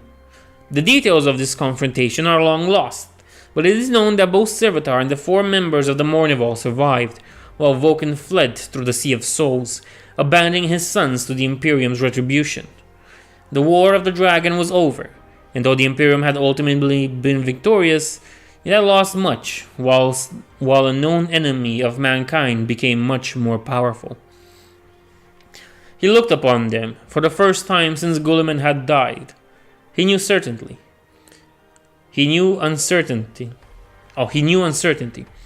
There were thousands of them, charging across the ruins his sons had made of this world. But only 6 deserved his attention. Only 6 truly threatened him. The soul fires burning bright across the battlefield. 4 came together, fighting as one as they crashed through the ranks of his sons like a tidal wave. 2 carried the weapons that had broken his brother, the Maul and the Talon. The 2 weapons shone with light that burned his eyes, even from a great distance. They could hurt him, he knew, perhaps even kill him. Was he truly immortal now? Had his gift endured the transformation? Even if it had, did it have the power to save him from weapons such as these? He knew that those like him could be destroyed by weapons imbued with particular power. Several such tools of death had been aboard the Chalice of Fire before it had been stolen from him. Then there were the 2 others, the sons of the King of Night. One was shining with the light of power long denied, now embraced in full, and moved like a meteor striking too quick for his sons to even stand a chance to stop him. And the last one was cloaked in shadows, too deep even for his sight to penetrate, and all that radiated from him was vengeance and the cold promise of death. The 6 came down on him in a circle, and for the first time since his beast mother had killed him hundreds of years ago, Vulcan knew fear. He had gone too far, sacrificed too much to be stopped now. With a roar, he gathered his power and tore through the veil of space before plunging into the rift. His sons closest to him rushed in to follow him, exposing themselves to the raw madness of the warp in order to remain with their Primarch. As he fled from Sartine, Vulcan convinced himself that there had been no reason to remain there. He had achieved his goal and claimed the power that was rightfully his. Now he sensed another opportunity in the distance, something that would allow him to finish the war and claim the throne Guilliman had failed to seize. The Black Dragon did not see the Shadow Knight who entered the rift behind him just before it closed. He did not see the lone warrior who stalked him across the Sea of Souls. Shades and echoes gathered around him, driven forward by the promise of vengeance. The hunt would last many hundreds of years, but eventually, the Soul Hunter and the Black Dragon would meet again, and judgment would come at last. Soon after the War of the Dragon, the Night Lords destroyed Nocturne, using cyclonic torpedoes to literally tear the entire planet to shreds. Prometheus, the planet's moon, crashed into the surface of Nocturne during the upheaval, and fragments of both celestial bodies still form an asteroid belt in the system this day. It was hoped that this act would draw Vulcan out of hiding and make him confront the Night Lords to avenge his destroyed homeworld. But the Black Dragon had long since left Nocturne behind him, and just as the volcanic planet burst into fragments, he instead emerged from the warp in the Pandorax system, on the thrice-cursed world of Pythos. A legion of demons walked in his wake, as well as a handful of salamanders, reforged through the fires of the Imperium into second-born, possessed marines of immense power. Before him stood the Death Guards and the Thousand Sons, each led by their Primarch, as well as many Imperial regiments. They had come to Pythos to seal a warp rift of immense size, to which hordes of Neverborn were pouring into real space. Vulcan and his followers passed through the rifts as Magnus was gathering his power to close it. It is unknown whether Vulcan knew of Pythos' rift when he fled Krytene, whatever that's called, or if he was lost in the warp and was guided by the dark gods to the portal and seized the opportunity it presented. Had Vulcan triumphed on Pythos, he would have been able to open a new front against the Imperium, and perhaps even win the war that Guilliman had started. But first, the Black Dragon had to face one of his brothers for the second time. Okay, let's begin. The fight between Mortarion and Vulcan is the stuff of legends, and recorded into the archives of the Inquisition and the 14th and 15th legions alike. It is written that though Vulcan towered above the Death Lord in his new infernal form, Mortarion was undaunted and faced his fallen brother head-on, wielding the scythe with which he had cleansed his world of the Witch Lords. This weapon was the bane of all those corrupted by the warp, and Vulcan was no exception. But Mortarion was weary and wounded, brought near the end of his nearly infinite endurance by the days of fighting through the jungles of Pythos. While Vulcan had been reinvigorated by his journey through the warp, in the end Mortarion fell before the Black Dragon's claw, but not before inflicting a terrible wound upon Vulcan's flank. The injury was grave enough that when Magnus unleashed the spell he had been preparing during the fight between the two Primarchs, the Black Dragon was unable to resist its purifying power. Vulcan lost his hold upon his material form and was banished into the Sea of Souls, able only to scream in denial as Magnus sealed the warp rift and thwarted his dark ambitions. Vulcan's defeat at Magnus's hands was not permanent, however.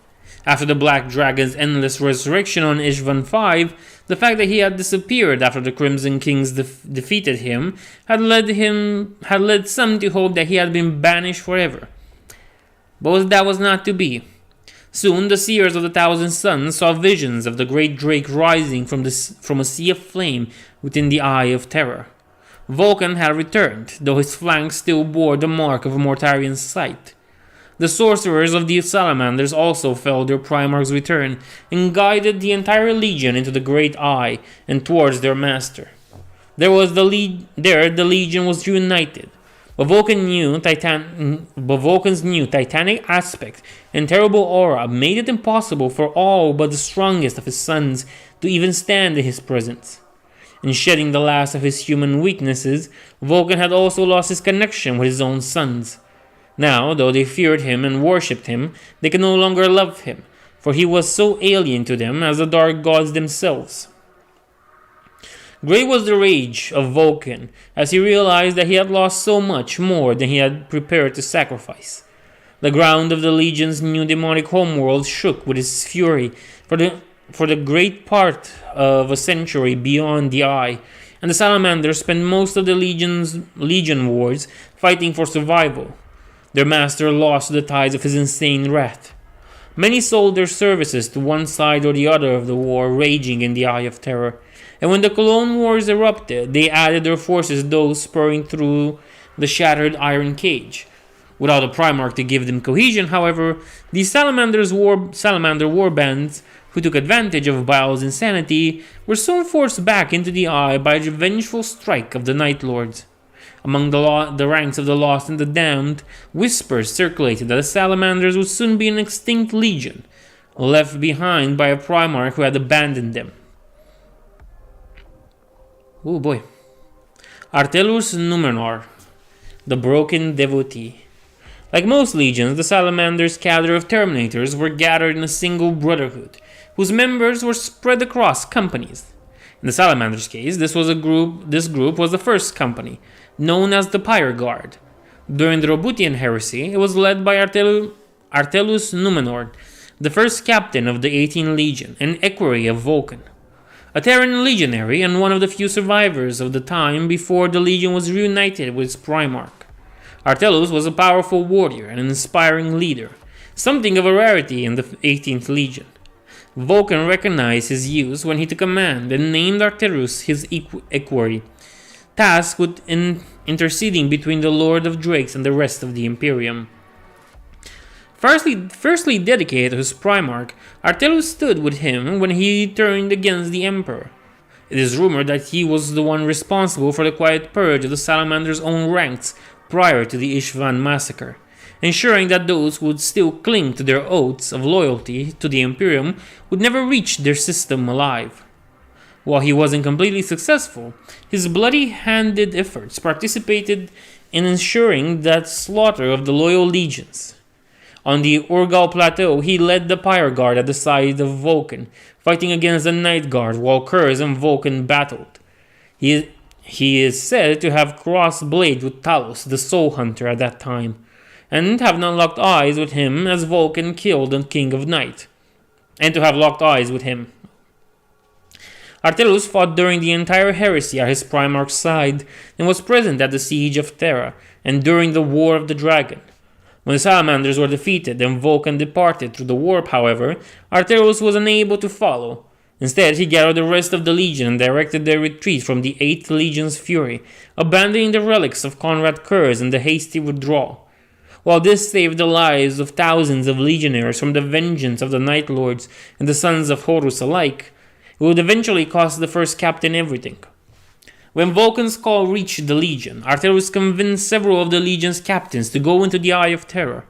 While they wanted to remain in the Imperial space and continue the raids, rather than enter the storm of madness and chaos, he single-handedly kept the Legion from falling to pieces on the way to the Demon World, where Vulcan had risen. His devotion to the Lord of Drake strong enough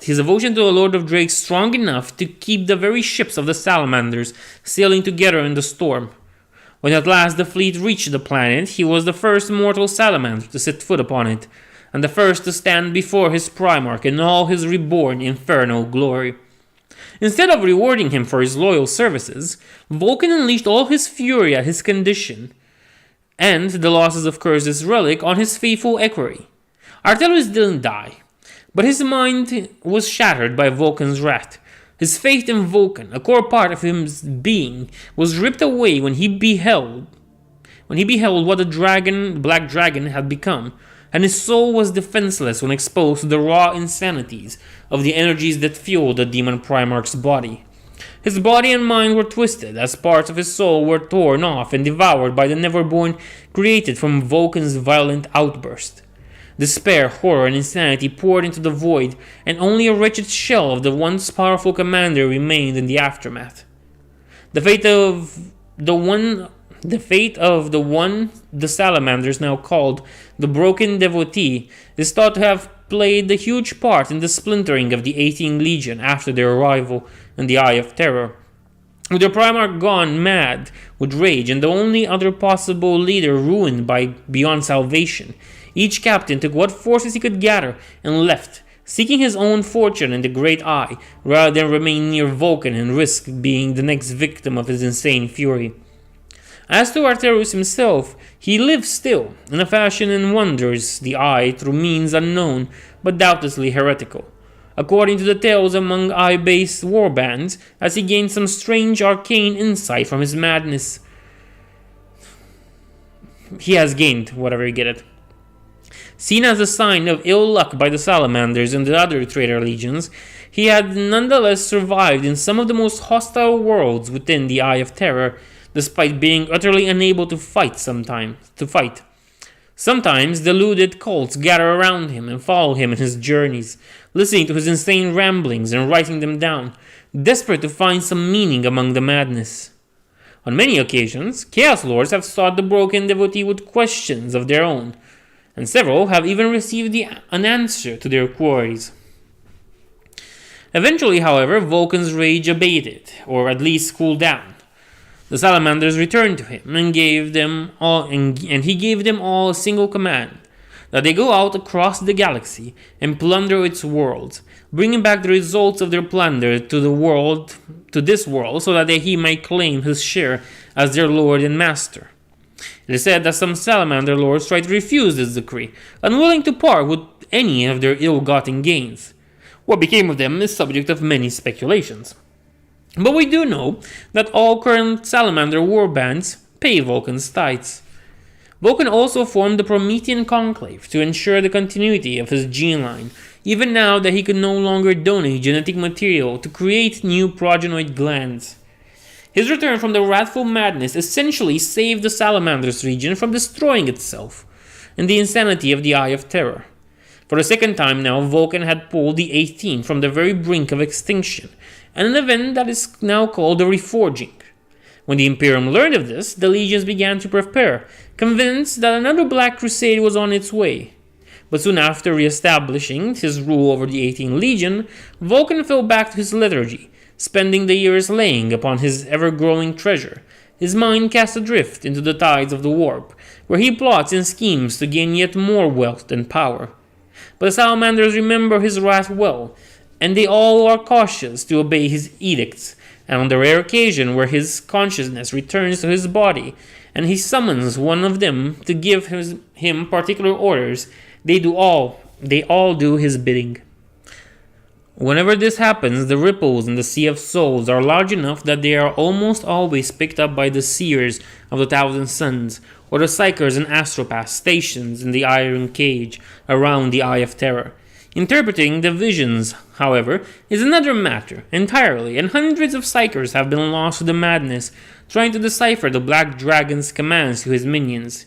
Even the minds of the few sons of Magnus have been shattered by the darkness of these images, and were mortally put down by their brothers to end their torment.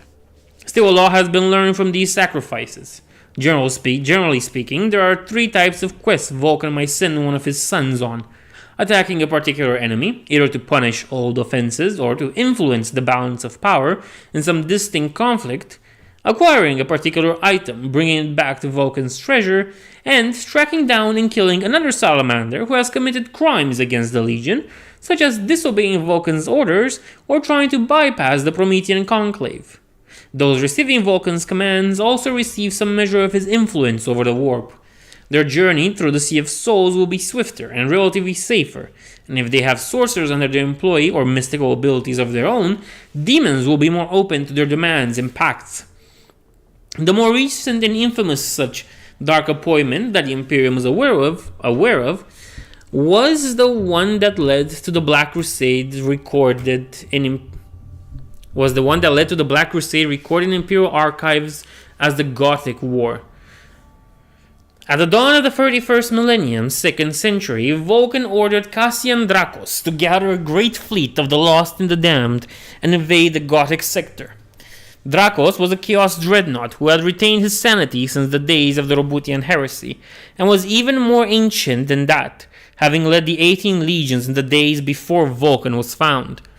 While Cassian was appointed as the leader of the Black Crusade, the Black Dragon had laid the seeds of heresy and ruin in the Gothic sector beforehand. At his signal, cast across the Sea of Souls, rebellions erupted all across the sector, as the disciples of the dragons revealed their treachery. Entire battle groups of the Battle Fleet Gothica turned traitors, and planets fell to civil war as loyalists struggled against those who had embraced the lies of the dragon. Meanwhile, the warp itself erupted in storms of rare violence, isolating the sector from reinforcements. For several years, it was all the sector command could do to keep this region of Imperial space from simply falling apart. Lord Admiral Cornelius von Ravensburg directed the forces under his command to assist Imperial worlds and stop rebellious battle groups. But his resources were spread thin, and then the Salamanders, the architects behind the woes of the Gothic sector, arrived. Their fleet had taken long and secret paths through the warp to bypass the Iron Cage, losing dozens of vessels on their way. But these losses mattered nothing to Cassian, who was spurred forward by Vulcan's command and the fear of his wrath should he fail. The mission Vulcan had given to the Revenant, as Cassian was known among his legion, was to acquire the legendary Blackstone Fortress. 6 of these massive ancient starships of unknown, probably alien origin, were scattered across the Gothic sector, used by the Imperial Navy as bases, though their true function and capabilities were as unknown as their origins. The Adeptus Mechanicus had refitted each of the Blackstone fortresses with massive weaponry and life support to turn them into orbital fortresses of a scale and power rarely seen in the Imperium. Cassian's flagship in the Gothic War was the Ebon Drake, a hideous vessel born in the infernal forges of the Eye of Terror. More than a dozen different forge fathers had worked on its designs and constructions, and it carried within it weapons capable of ripping entire worlds apart, which led to Imperial forces naming it Planet Killer. Several warbands of the Salamanders had joined Cassian's crusade, as had hundreds of pirates and raider vessels. Worse still, Cassian had the personal knowledge of the Gothic sector, having been part of the traitor forces that had conquered Port Maw for Guilliman's side during the Roboutian Heresy, 10 millennia ago. The traitors outnumbered and outgunned Battlefleet Gothic, but the servants of the Imperium had something their enemies did not: courage, discipline, and faith in the God Emperor. Despite these advantages, the Imperium suffered greatly in the first years of the war. Entire systems were lost, their population slaughtered or enslaved. It was later discovered that their first massive invasion was intended as a cover for Cassian's true goal. In order to awaken the full power of the Blackstone Fortress and control them, the Chaos Lord needed 2 relics held on Imperial worlds: the Hand of Darkness and the Eye of Night. The Ebon Drake led Chaos forces in raids upon the 2 planets that held these artifacts: Purgatory and Ormsworld. Both of these planets were left by the Salamanders as lifeless husks in order to hide their tracks. But this unusual behavior instead led the Inquisitor Horst, responsible for investigating the schemes of chaos in the Gothic sector, to finally uncover the Black Crusade's true purpose. Despite several attempts by Horst and his agents at reclaiming the relics from the traitor's hands, Cassian was able to activate and control one of the Blackstone fortresses. He used it along the rest of his forces to devastating effect on the cardinal world of Savaven, combining their power in order to reduce the massive defensive fleet to slag before the Ebon Drake unleashed its full contempt of weapons upon the planet, shattering it to pieces. The impact on Imperial morale across the sector was devastating, and, reluctantly, Admiral Ravensburg began to make plans to destroy the remaining Black fortresses rather than allow them to fall under the Renegade's control. But he was unable to implement them before Cassian seized control of another fortress on the Lukitar system, and then another again at Fularis II. Then the true threat of the Blackstone fortresses was revealed. The Revenant's command, the space stations, combined their energies and unleashed a pulse that cleansed Fularis II of all life. Forced to face both the Chaos Incursion and Imperatical raids, Battlefleet Gothic was at its breaking point. The pirates were not only human renegades, but also orc freebooters and Eldar corsairs. The Xenos targeted the Chaos forces as well as the Imperials, but without a stable and secure supply line, Ravensburg was losing battle group after battle group. Then, salvation came for the most unlikely of sources. Recently promoted Admiral Spire managed to establish contact with the Eldar leader in the sector. The exact details are lost to time and the inquisitorial secrecy, but Spire managed to convince the Xenos to join forces against the arch-enemy, rather than risk Cassian gaining control of the Blackstone fortresses. a prospect that seemed to unnerve even the arrogant Eldar. With the aid of the Eldar, Spire was able to learn the location of the pirates' haven, where all the human renegades of the sector had made their base. With this information, Fleet Admiral Morndrake gathered his forces and struck, destroying almost the entirety of human piracy in the sector. Meanwhile, Spire led a daring assault upon the Orc freebooters, his flagship matching the Greenskins' massive ugly vessels and pounding them into wreckage. With his supply line finally secure, Admiral Ravensburg focused his full attention upon the Salamanders and their chaotic allies, and went on the offensive. In the Getsame system, his forces encountered a massive splinter of the Chaos Armada and forced it to retreat, only for it to fall in an ambush by the Eldar vessels, who destroyed the fleeing fleet completely. This battle reinforced the uneasy truce between the Eldar and Imperial in the Gothic War, though official documents never actually call it an alliance. This marked the beginning of the Imperium's counterattack. Ravensburg used the division of his enemy to his advantage, striking isolated groups with massive force to wipe them out one by one. Aboard the Ebon Drake, Cassian saw this and understood clearly his foe's strategy, and also understood that he could do nothing about it. The Chaos Armada was long since beyond his control, with most ships doing as their captains pleased, gathered in loose packs, rampaging and plundering at will. Only a small core of the fleet remained under his direct command, but even that was a considerable force, especially considering the might of the Ebon Drake and the 3 Blackstone fortresses. At the same time, the warp storms roused by Vulcan's plots began to abate, and reinforcements from the rest of the Imperium began to arrive in the Gothic sector.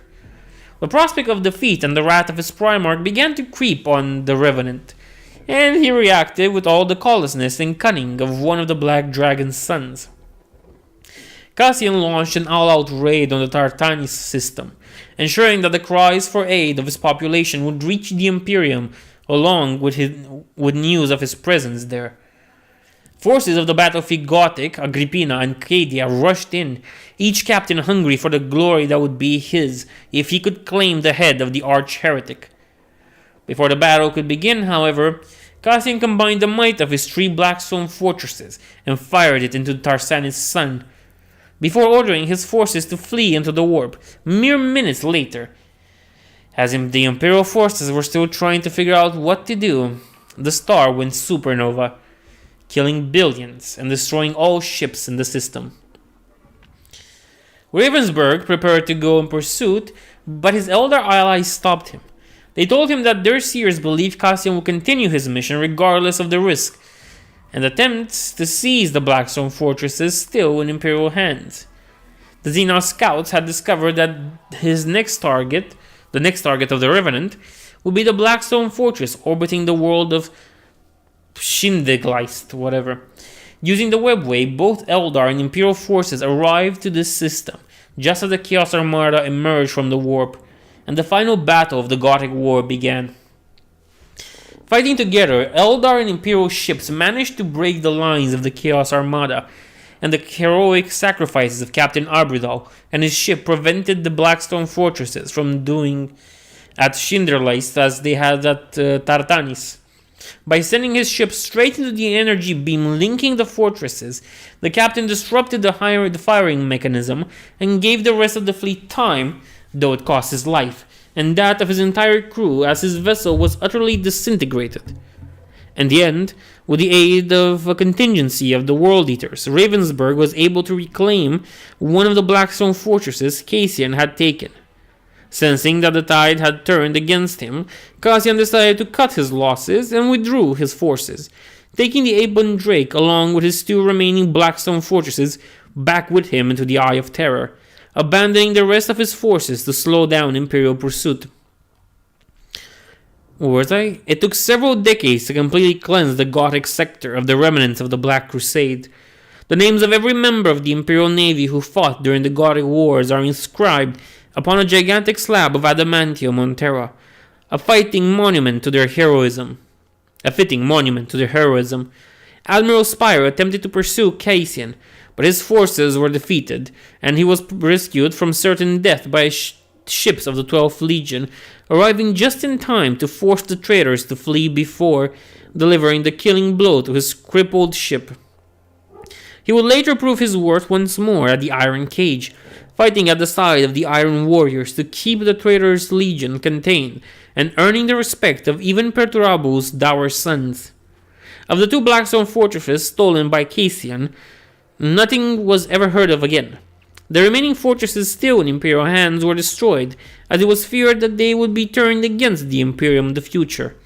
The Ebon Drake has never been seen since the Gothic War, nor has Cassian Dracos. Whether the Revenant survived returning to his Primarch with only 2 Blackstone fortresses, the Hand of Darkness and the Eye of Night, is unknown even to the Seers of the Thousand Suns and the agents of the Inquisition. Today, the Salamanders are divided as any traitor legion, their ambitions pitting them against one another while their father slumbers on enough wealth to build several entire sectors. And according to the visions of the sanctioned seers and the captured writings of deluded cultists, the wounds inflicted by Mortarion and Magnus 10,000 years ago have long since healed.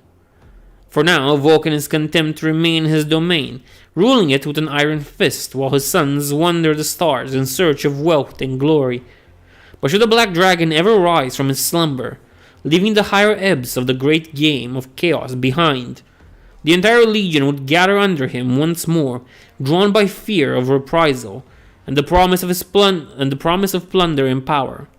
If not by actual loyalty to their Genesire, should such an event happen, then the only fitting thing that might preserve the Iron Cage from the wrath of Vulcan might be, ironically enough, the other demon Primarchs, rising from their own exiles to prevent their brother from claiming that which they themselves have failed to seize. The Disciples of the Dragon. One of the most pernicious and enduring cults to have ever plagued the Imperium, the Disciples of the Dragons are heretics spread amongst the Imperium's own ruling elite. Members of this debased cult worship Vulcan as the true master of mankind, holding that the Emperor was slain at Guliman's hands. They also believe themselves to be Vulcan's chosen, destined to rule over the inferior masses of humanity. In the name of the Black Dragon, of course. The truth is that they are naught but pawns, easily cast away by their master, for those who are generally in contact with the Salamanders Legion. Only the most powerful and successful cells manage to draw legionary attention.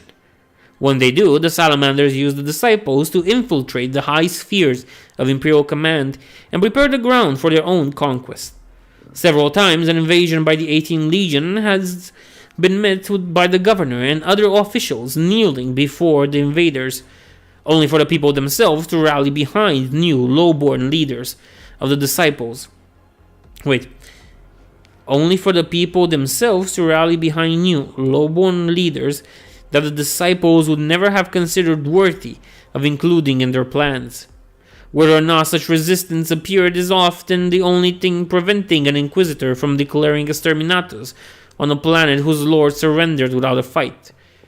Captured records and journals of cultists have revealed that the same pattern repeats itself in the creation of every cell. An individual of some influence with greed and ambition, favored by the Salamanders and with latent psychic powers, will receive visions featuring Vulcan himself. These visions will twist his mind and grant him infernal knowledge, turning him into a prophet of the Black Dragon. He, or she, gender does not seem to play any part in this, will then start to recruit others, drawing them with the promise of greater wealth and power. Where the visions are actually sent by the demon Primarch or by a lesser Neverborn posing as him is unknown. Certainly, some of the cult leaders of the Disciples have displayed mutations similar to those generally observed upon the Salamanders, and their sorcerers have shown some mastery of the dreaded arts of resurrection, using them to increase their hold over the cult. The suppression of all knowledge related to the ruinous power in the Imperium actively works against the Inquisition in fighting the Disciples. Each cell believes itself to be the first of its kind, the true chosen of the draconic god, rather than just another band of foolish puppets.